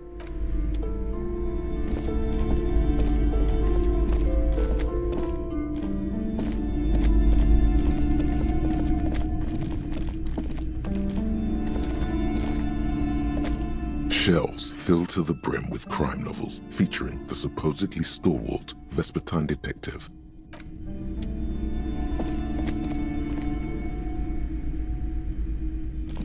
Shelves full of biographies of famous people, whoever they are.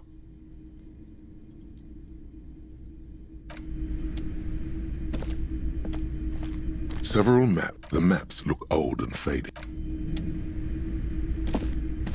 This bookstore is not strictly about crime, romance, and biographies of famous people. There's also a wide range of paranatural literature.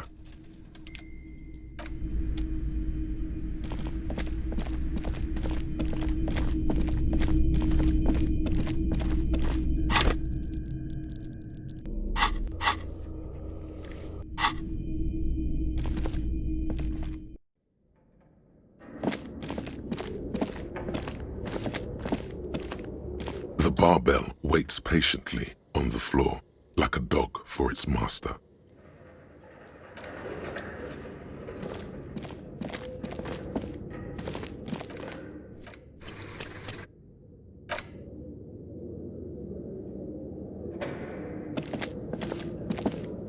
The barbell waits patiently on the floor, like a dog for its master.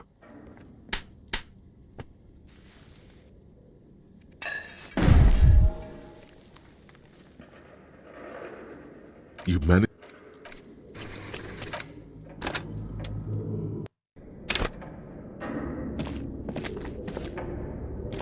The barbell waits patiently on the floor, like a dog for its master.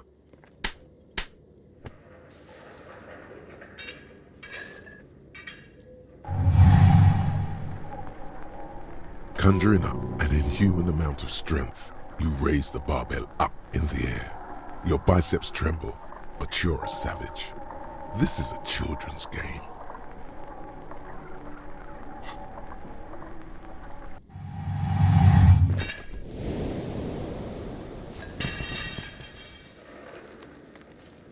A warm wave of accomplishment washes over your head as you drop the barbell to the floor. Hey, but you're still in a ghost house. What if someone... Good technique.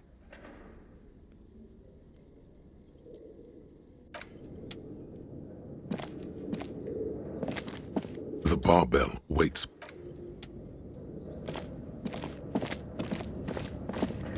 The It's dark. And the flashlight works a lot better if you hold it in your hand.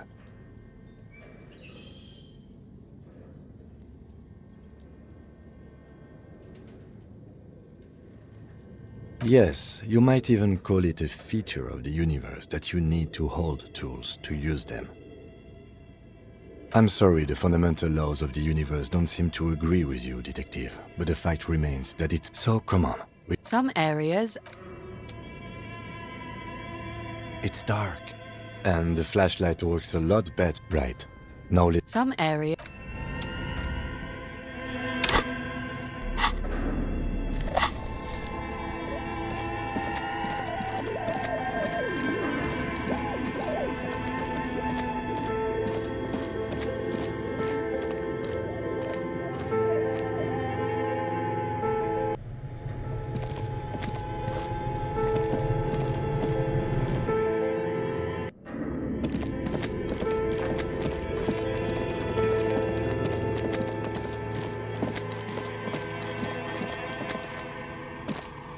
Oh, it's you again. Are you looking for a die? Very good. That will be 7 real for one custom die.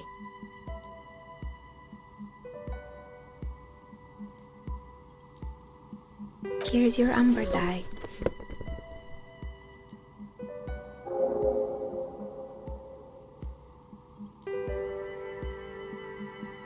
There appears to be a small fly embedded within. It's like looking into a lost little world. I'm sorry. I'm a bit overloaded just now, so I can only produce 1 die per customer.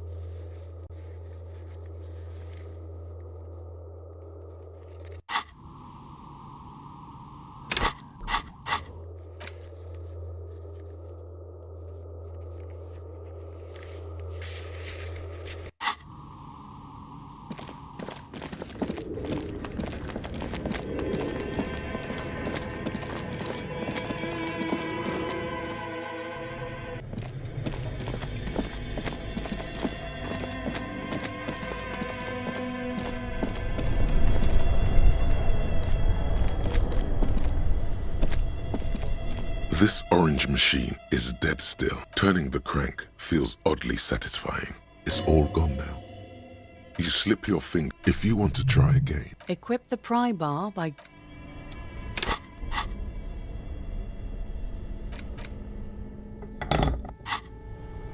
This orange turning the... It's all gone now.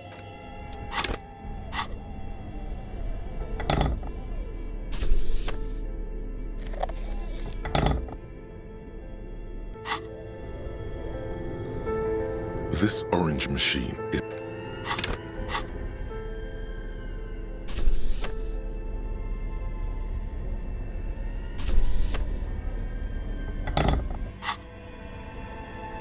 This orange machine, you slip your fingers under the... If you want to... Equip the pry...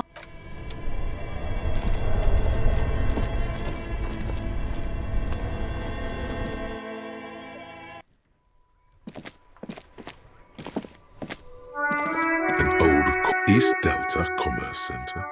This must be the name of...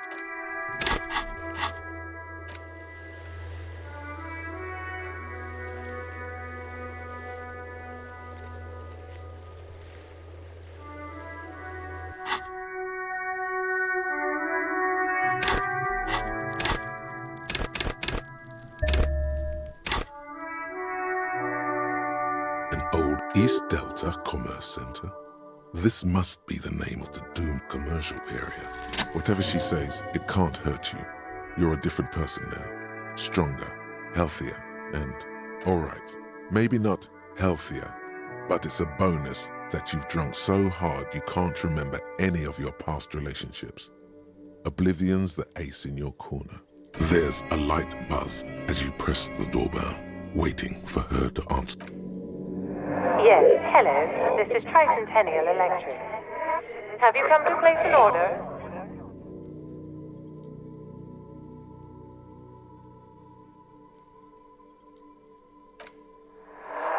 Here come the bad vibes again. Relax. Distance yourself from it. It's you. My gosh, I didn't think I would hear your voice again. Michelle, just please. Why did you even call? I don't understand. You've been gone for months. I thought you didn't care. Is this some kind of joke?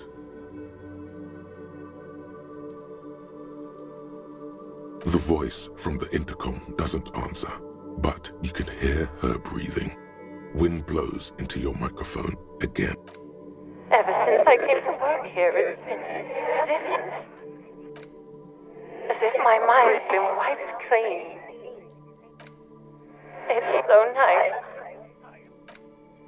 It's so nice to be able to finally forget about you. And then it hits you. She tries again not to cry, and still doesn't succeed completely. Her quiet sobs sound old and distant, as if her voice is being played off a wax cylinder. Real or not, your mirror neurons react. It feels painful to be listening to this.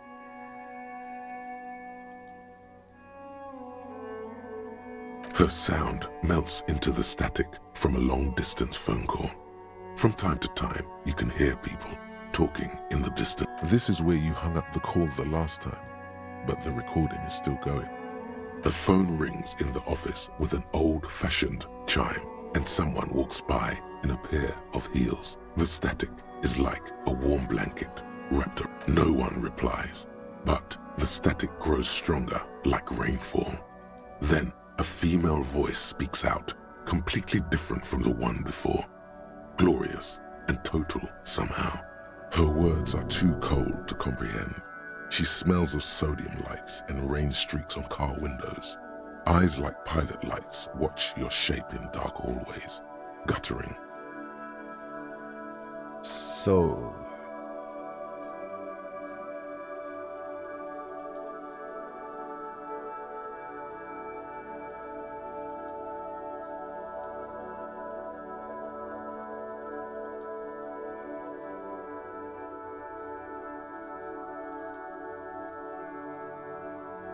It was a recording trapped in the circuitry from some ancient tenant. This sometimes happens. Shall we conclude here? We have other mysteries to solve. I don't have time to explain it to you right now. Maybe sometime later. Don't take this the wrong way, but during our short stint working together, something weird is almost always happening to you. That is true. This button. This button looks new.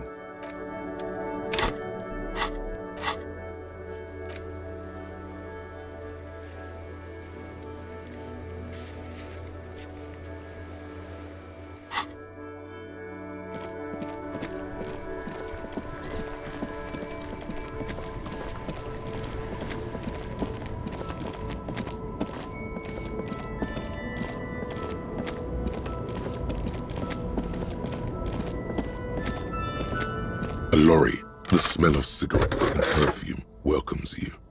The cabin inside is closed.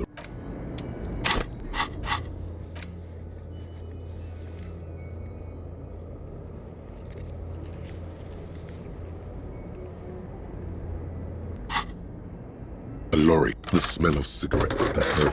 These, one of them, particularly the actress, a feeling this is she wasted away. The actress looks like strange.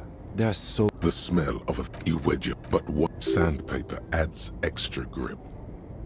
Sandpaper, yes?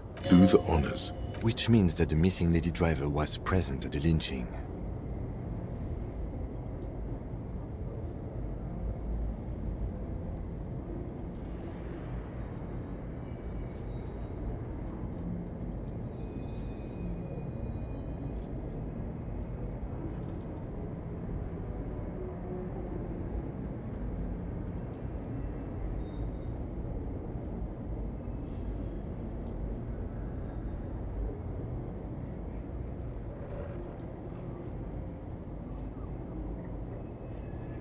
Now we know for certain who's the missing 8th person at the lynching. Do you think that Hardy and his boys could also be involved in the drug operation?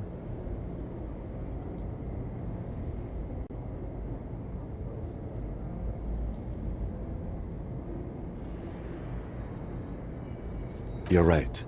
But we should still go and see what Titus has got to say on the... The movie stars are still smiling. A metallic drawer slides out from the... It looks like an article ripped. The Ulan frequency system?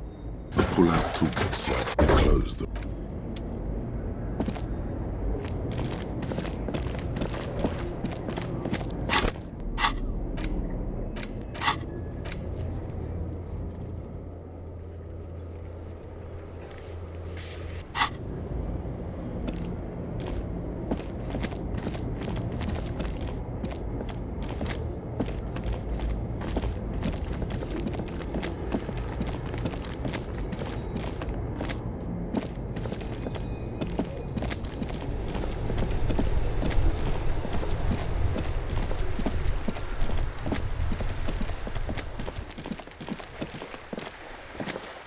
Every snowflake is like a little gift from the sky.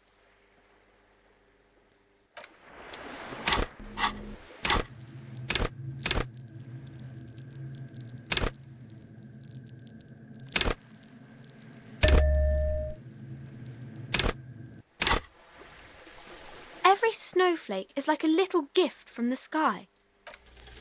You fail to deduce anything She waits intently. It's okay. You disappointed a small child. Well done, champ.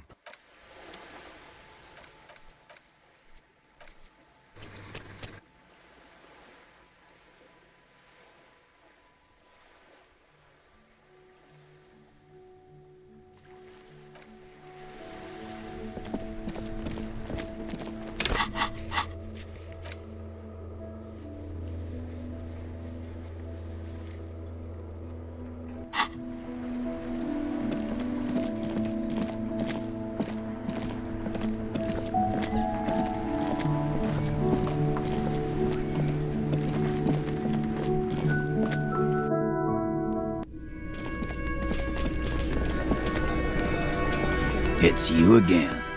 What is it?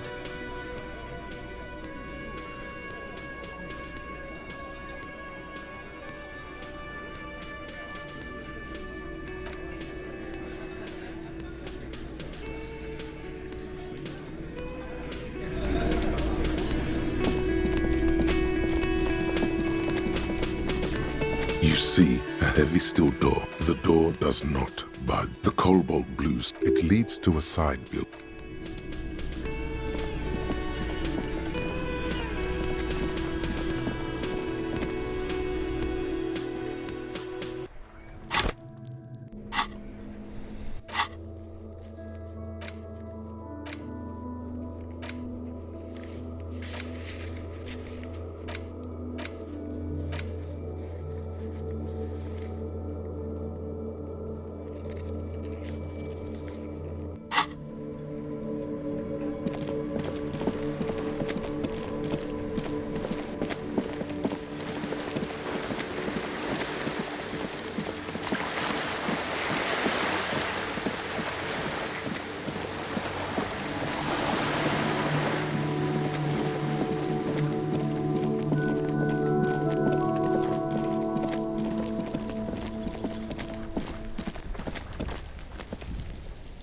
This must be it.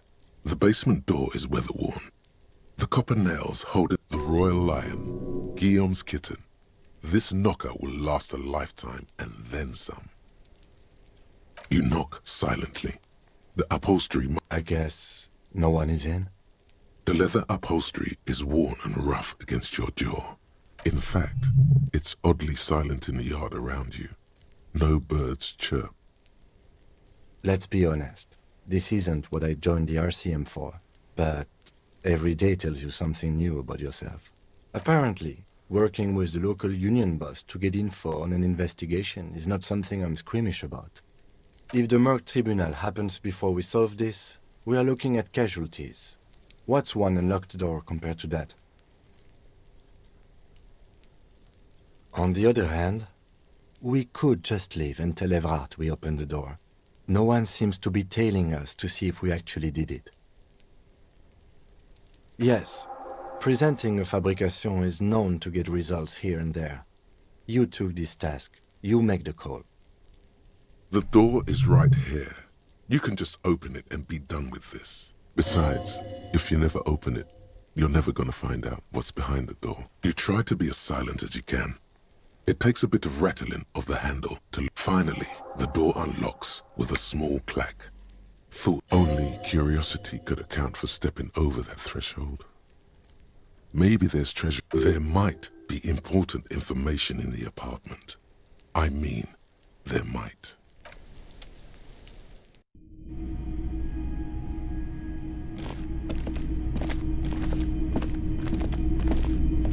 A row of mugs sits on the shelf. Each one depicts a human figure. A dark-skinned woman grinning amidst mysterious symbols. A broad-shouldered man shoveling potatoes, and others. A little ring. Though cheerful, the images on the ceramic make you vaguely uncomfortable. There's something disdainful in the way the curves and lines of the bodies were drawn. The images betray a lack of interest in human beings. They are merely unflattering caricatures. The owner of these mugs doesn't like people of other ethnicities very much.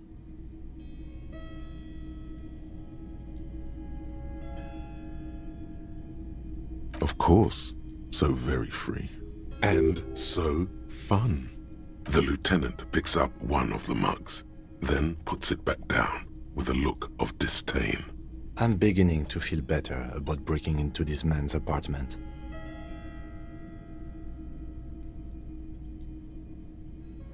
Yes, your broken mug friend would feel very much at home here. The same humor, the same mocking lines. There's the missing tin soldier. Whoever lives here might have used the Whirling's container to dump his trash. And now they've drawn the ire of the Union. The plot thickens, as they say. An interesting little clue. Let's see where this goes. Clues have a way of magically connecting to other clues down the road. Perhaps you should break into apartments more often. Who knows? I'm not expecting too much from this clothes in the trash lead either way. It might turn out to be some random local matter, but still, a nice coincidence. You could ask Evrart who this person is once you're done here.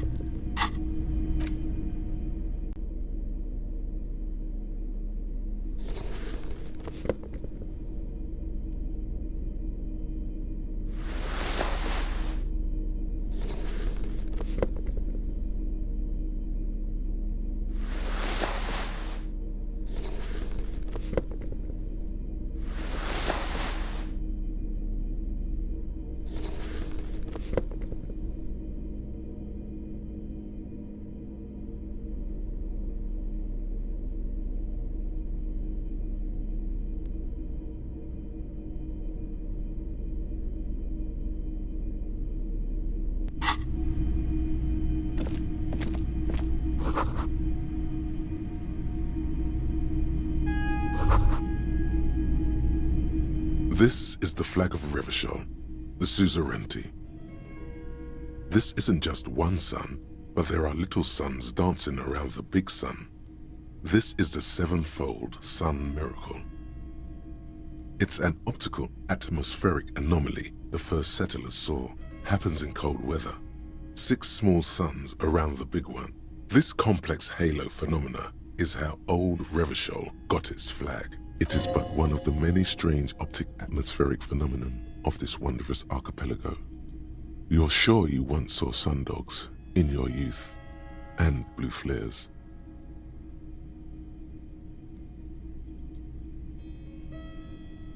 The tenant is an old-fashioned guy. By old-fashioned, he means very right wing. The lieutenant does not bow to the flag. It accepts your salute with quiet dignity.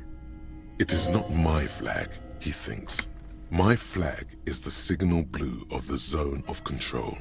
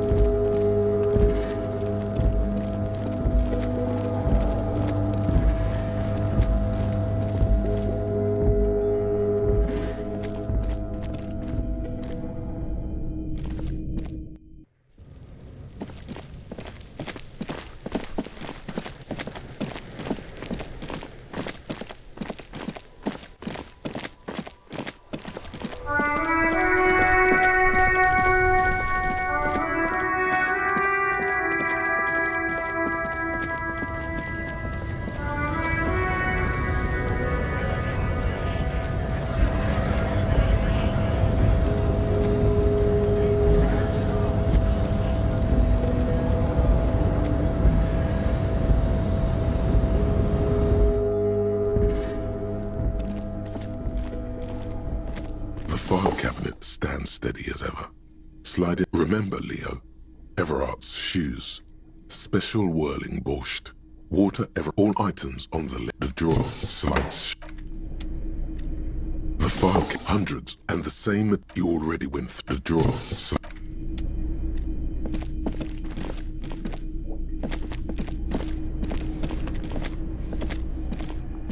An imposing combination of a punch clock and a payphone is looking down at you from the wall. A note on the side says, "Tokens unavailable due to strike. Use change."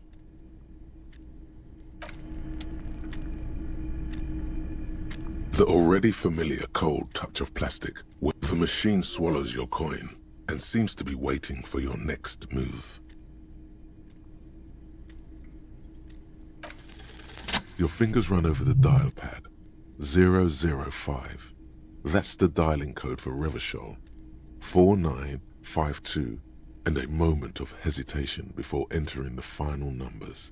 993. Calling. Calling. Still calling. Video Revachol, 24-hour video rental. We rent 8 and 10mm film for home use. This is Lammy. How may I help you? Video Reversal is a 24-hour video rental. We rent 8 and 10mm film for home use. This is Lammy.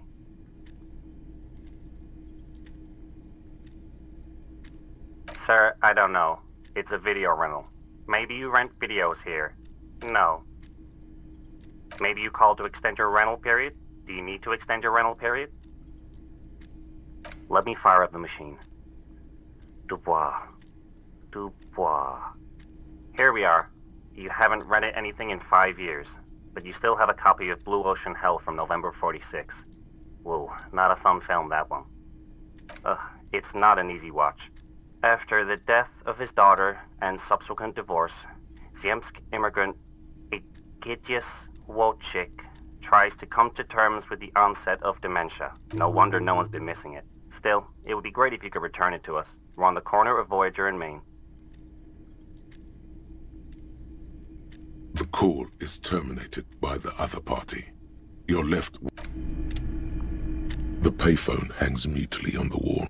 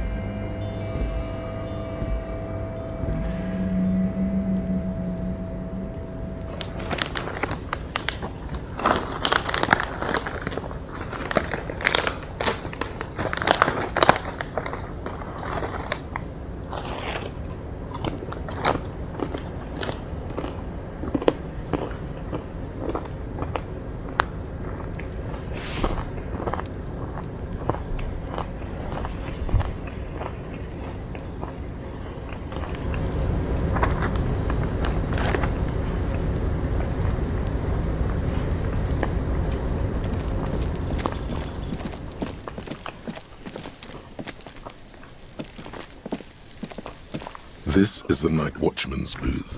The name on the door reads, René Arnaud.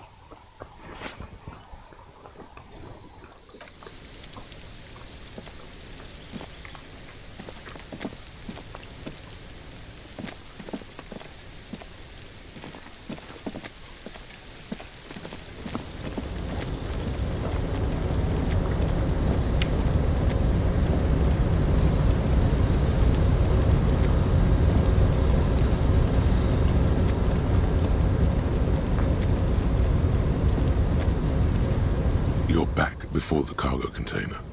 Its drawer has not lessened since you were last here. If anything, it seems to have grown slightly.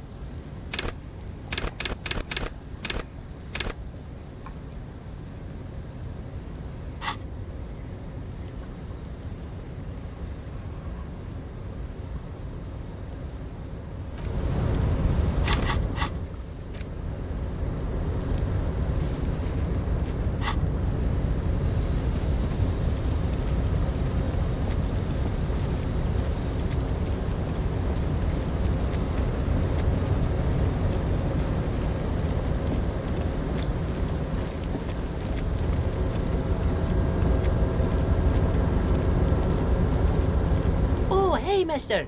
I'm not gonna bother you with a long greeting, just like we talked about before. Oh, yes, yes. I leave all kinds of notes for myself. That old head of mine ain't so good at keeping things in no more. I almost forgot about the borscht. Oh, yes. I've been taking special whirling borscht to the men every day since the strike started. It's very, very good. Makes a man feel so warm and happy. I feel like I could take on Mr. Renadan's boar dogs every time the lunch is done. Yes, yes. I'm taking it to them. The borscht keeps them happy and in fighting spirits. Makes you all warm inside. They brew it in the whirling in rags. Oh, the whirling's cook. He makes it. Them is always talking with Mr. Manana in that weird language and laughing together. He doesn't speak what we speak. He's from Grad. Oh, sure, mister.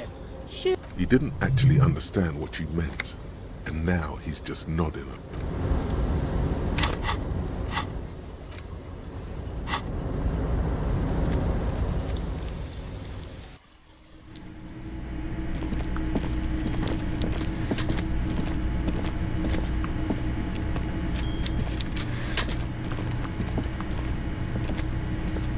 Mr. Dubois, a pleasure as always.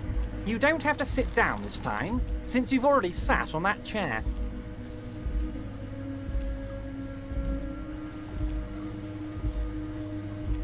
I'm very glad to hear that, Harry. One question. You didn't actually happen to stumble in and see what's inside the apartment, did you? He's trying to figure out if you're lying.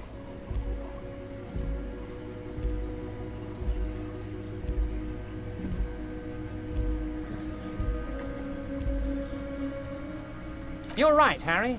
You only had to unlock the door, which you did. So we're all good here. He was testing you, and you succeeded. Now let's get down to brass tacks. It's time for men like me and you to figure out who's killed who and why. Real police work is gonna start happening now. I promise you, Harry, this is gonna be good.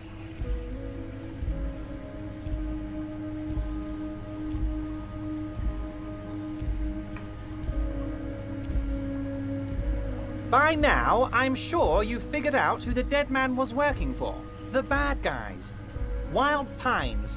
Sent to scare us. Another violent measure of the top hats against us flatcaps. Harry, this strike is the culmination of many, many mistakes made by the Wild Pines group. They tried to shut the strike down by sending in armed mercenaries.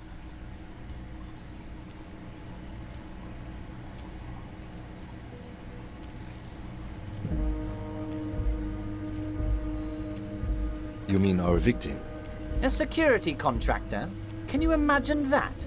Workers standing in peaceful protest, united in the spirit of fellowship, and they send hired killers to mow us down with machine gun fire?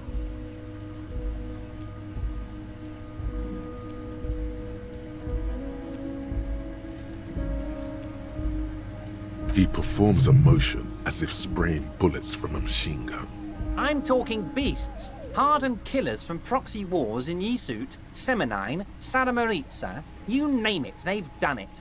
Raping, killing, burning villages, killing little children for the Senorita Pineapple Company, Harry. Everything they did there, they brought over here. They want to turn Revachol into a third world slum.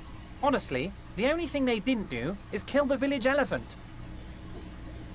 No, Harry, the elephant is metaphorical and so is the village, but the mercs and their brutality are very real. Now, I haven't personally witnessed the brutalities out there. I have the luxury of staying in my container, you see. If I need to go somewhere, they just move my container. Yes, I'm an old man, Harry. My legs aren't what they used to be. They lift my office with that big crane. It's actually very fun. You should try it. But enough about me and my fun container. The killers the company hired, I think there were 3 of them, all hardened commando types. One of them got downright suicidal, getting drunk, violent, a little rapey. Even their own negotiator couldn't control him. That's your boy, the one who likes hanging out and trees. By negotiator, you mean Joyce? Harry, what you need to realize is, we dock workers are not pushovers.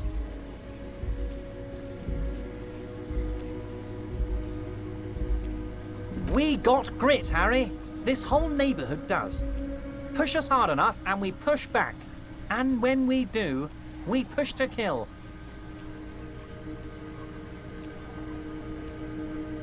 Potentially, Harry, potentially.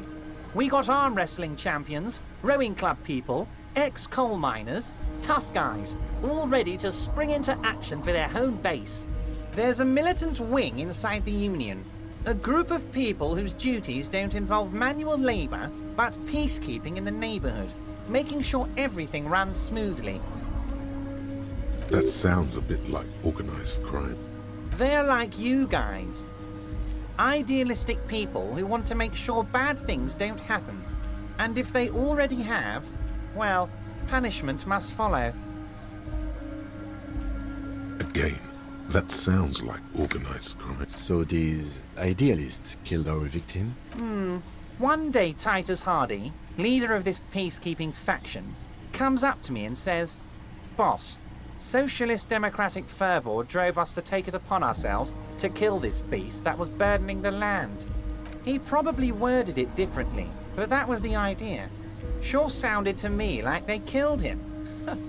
I gave them 2 weeks paid leave and told them to lay low to avoid retaliation. Aren't you worried we might arrest them for this? Oh, I'm not at all worried about that. These are not the kind of men who get arrested. They're Martinez boys, tough and gritty. I'd like to see the man who takes them in. Besides, I sent my lawyer girl to look after them. If he's just boasting, then it sure doesn't feel like that to you. He's not worried. He places a lot of faith in that lawyer girl. Perhaps this is a tactical error. Anyway.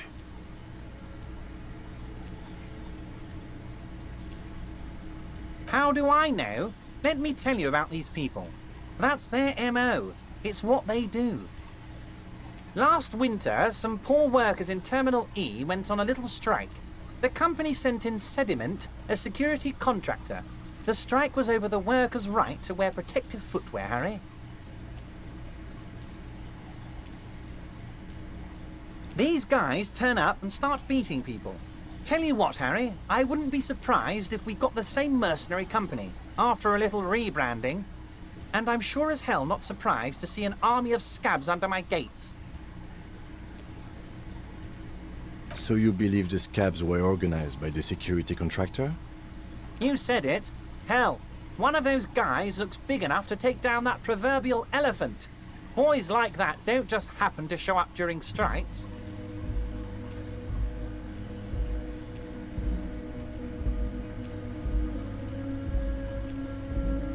Of course, you're always one step ahead of me, Harry. I'm no genius. I'm in this position because people like me. Tribunal? That sounds serious, Harry. We union men should be shitting ourselves. I wish you hadn't told me that. I'm gonna lose sleep over this. Let's change the subject. He's clearly happy about the tribunal. Oh, Harry, what do I really think about the tribunal? You're trying to climb to second base with old Everard before you've even courted him properly. He wants you to do more things for him before.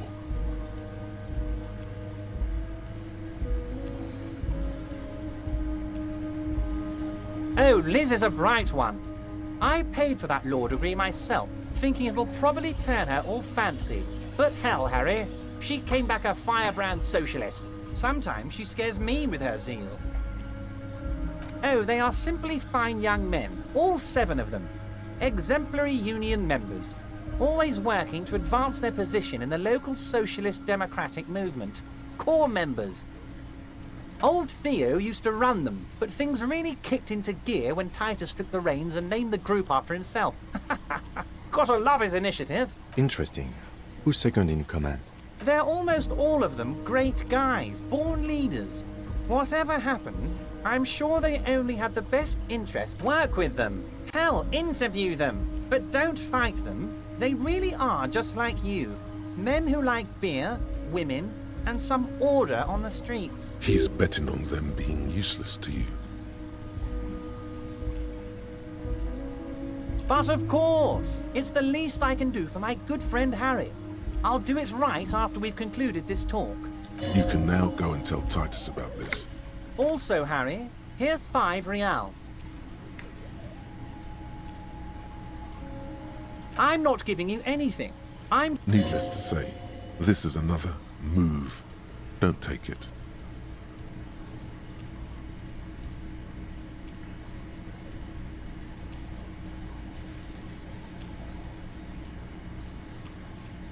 Oh, I wasn't offering it to you, just holding it out there.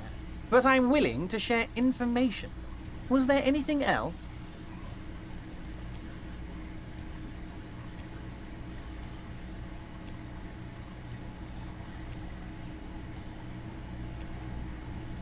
Was it a good talk? I'm not sure we made much headway here. I was hoping we'd bust the case wide open. Heck, I even wanted to tell you what I really want to achieve with the strike. I don't know what happened, Harry. I wanted you to feel like Mr. Martinez. And of course, I also wanted you to find your gun. But it's like I can't completely trust you.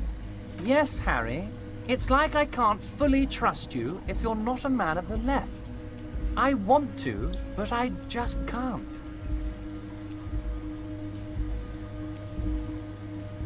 A man of the left, so you have to be a social democrat. He's been hurt too much in the past by men who aren't social democrats.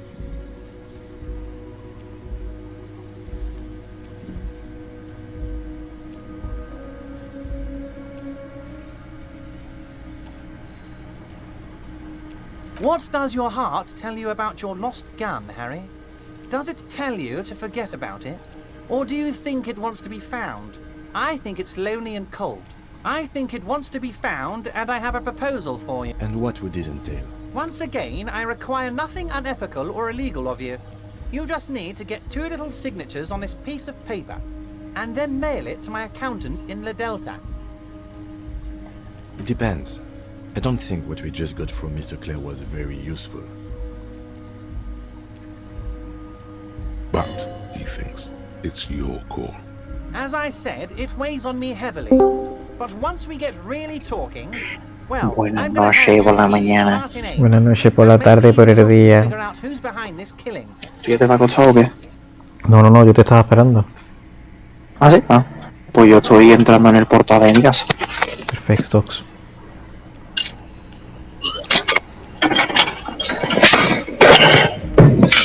Saying as little as possible, as vaguely as Yo te voy a enseñar. Te voy a enseñar una cosa ahora, a ver si se ve mal. Ahora me llegué a mi casa. Que he estado con con Belén en su cuarto viendo The Walking Dead. Y le he hecho cosquillas y me ha pegado como cuatro latigazos en la parte baja de la espalda, ¿sabes el punto que te digo? Por la cara. Ya, porque como le hace cosquillas, pues eso le entra agobio. Y entonces pues lo que quiere es que pare. Y me ha dado 3. Y he dicho yo, eso me ha dolido ver un huevo. Y me dice, pues quita la mano. Y digo, vale, empiezo a quitar la mano, le hace cosquillas otra vez. Y me da otro. Y digo, ¿y yo? Te estoy diciendo que no te estoy diciendo que me hace daño. Pero que yo. Vamos a ver. Ahora te lo enseñaré a ver si se. Te voy a enseñar en el espejo de mi cocina. Que es un poco más grande. Pero no puedo ver, ¿no? A ver, le reventa la boca. Y luego me dice, no, si a mí también me duele cuando me comprimo porque tú me haces cosquillas. Digo, pero yo qué coño sé que te hacen puto daño las cosquillas, ¿sabes? Las cosquillas no hacen daño.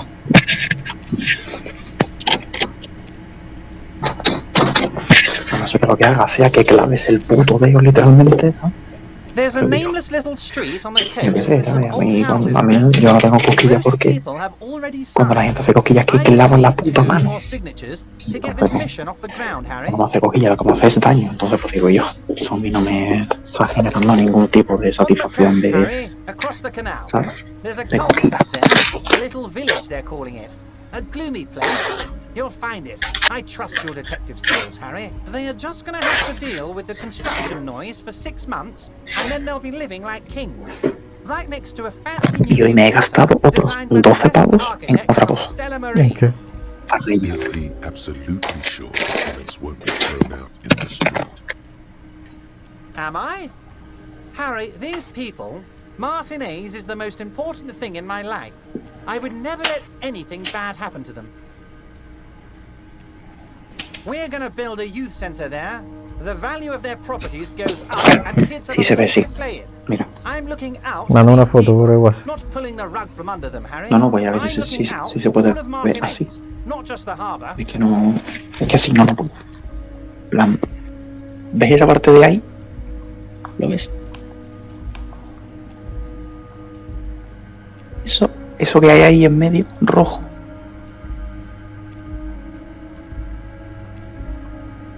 Sí, lo veo. Eso de allá. Pues eso sí. Hija de puta. Plan. En fin. Hija de puta. Voy coño. Bueno, pues voy para arriba. He means it. You bring joy to my heart, Harry. Such a pleasure to be working with you. Here. Y me levanto temprano para envolver los regalos, The evidentemente. cul-de-sac is right past the pawn shop and across the canal. I heard there was some trouble with the water lock, but it should be fixed now. Once you have the signatures, mail this to 13022 La Rocca in the Delta. Then we can talk about your gun.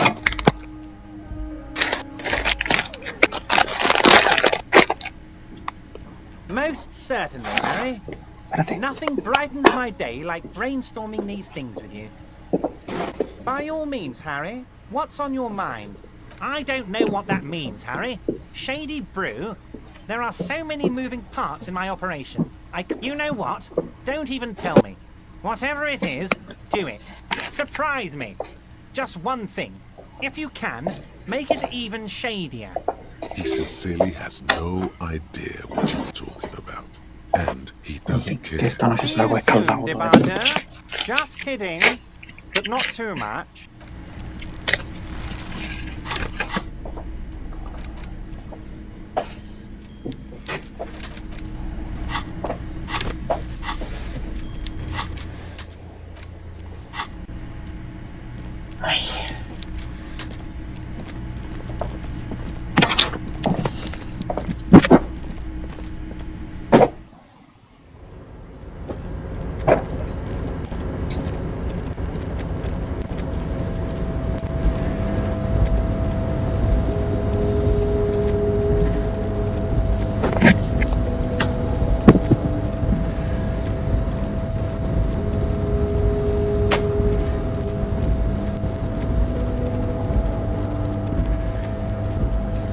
Yo, Pedro.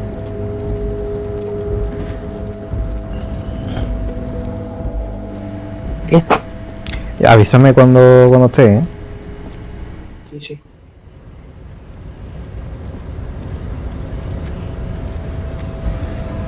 Me estoy poniendo el pijamota. Hola, Wandering Man. How can I help you? Yeah, the janitor who gave me the key to his apartment said the guy's a bit of an asshole.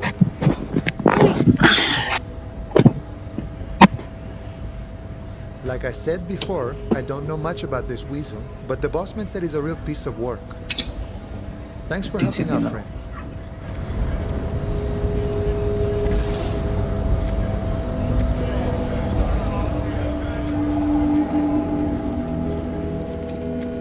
El pijamotax.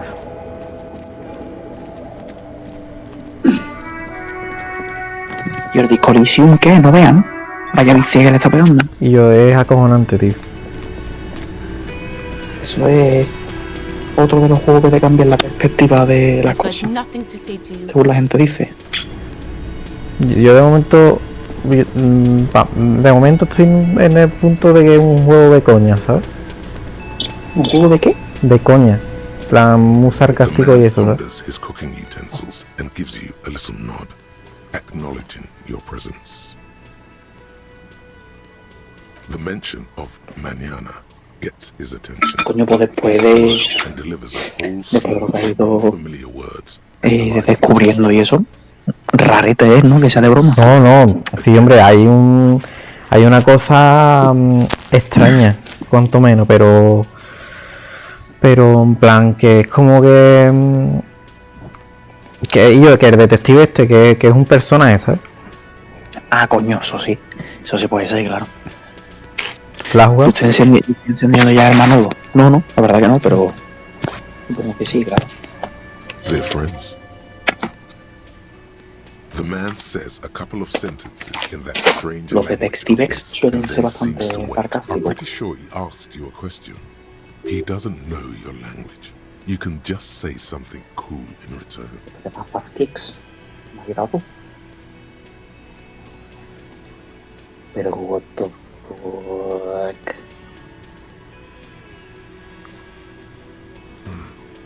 Horse need more. Estoy encendiendo la cocina, hermano.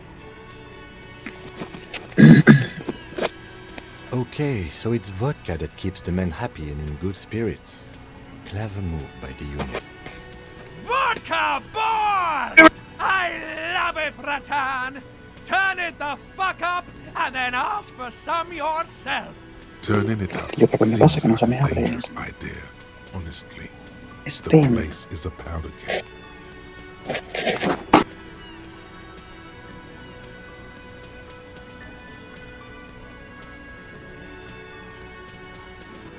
He smiles, nodding vigorously, then pours half a bottle of vodka into the pot. With a whistle, he stirs the brew. He smiles and nods enthusiastically, and, chattering away in his language, ladles some brew into a small thermal cup.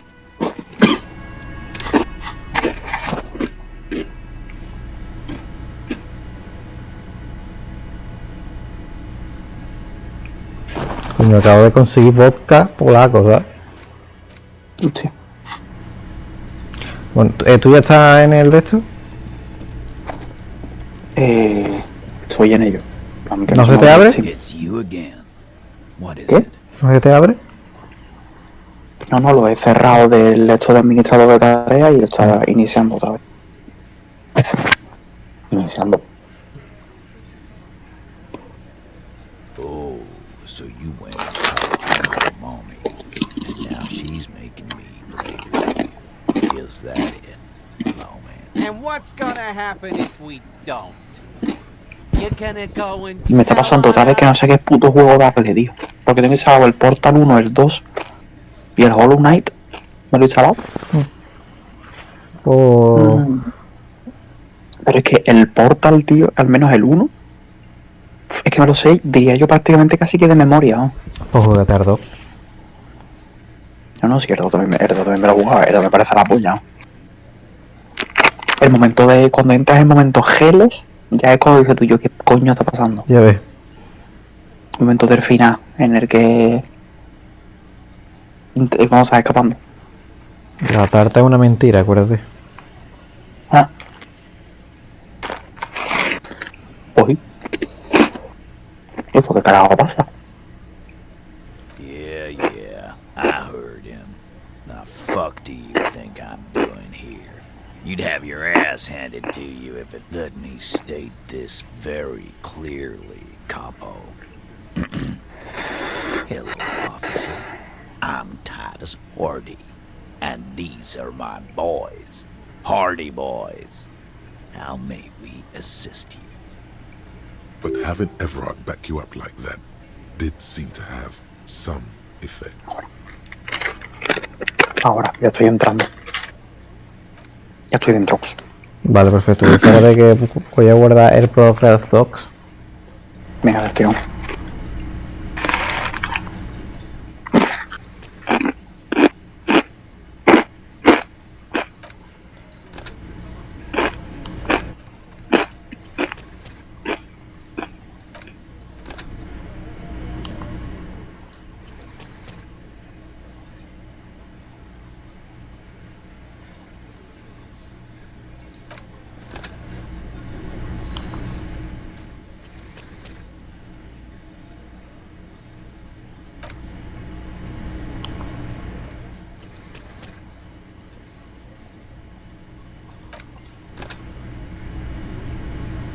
Vale. Hostia, conectar a Twitch se puede en el hecho, tío. ¿En dónde? En el Overcook. Hostia, ¿en serio? Mira, vete a las opciones. No me jodas. Vete a settings y en game, abajo del todo, pone conectar a Twitch. La puta madre. ¿En serio? Te lo juro. Y la resolución se puede cambiar y todo, pero evidentemente, ¿no?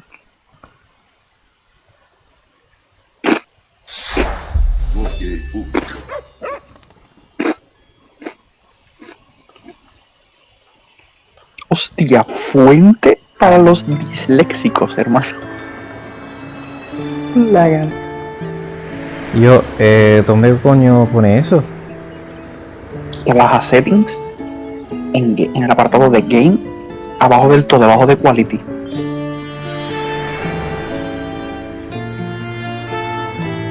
Hostia, yo lo quiero hacer, ¿sabes?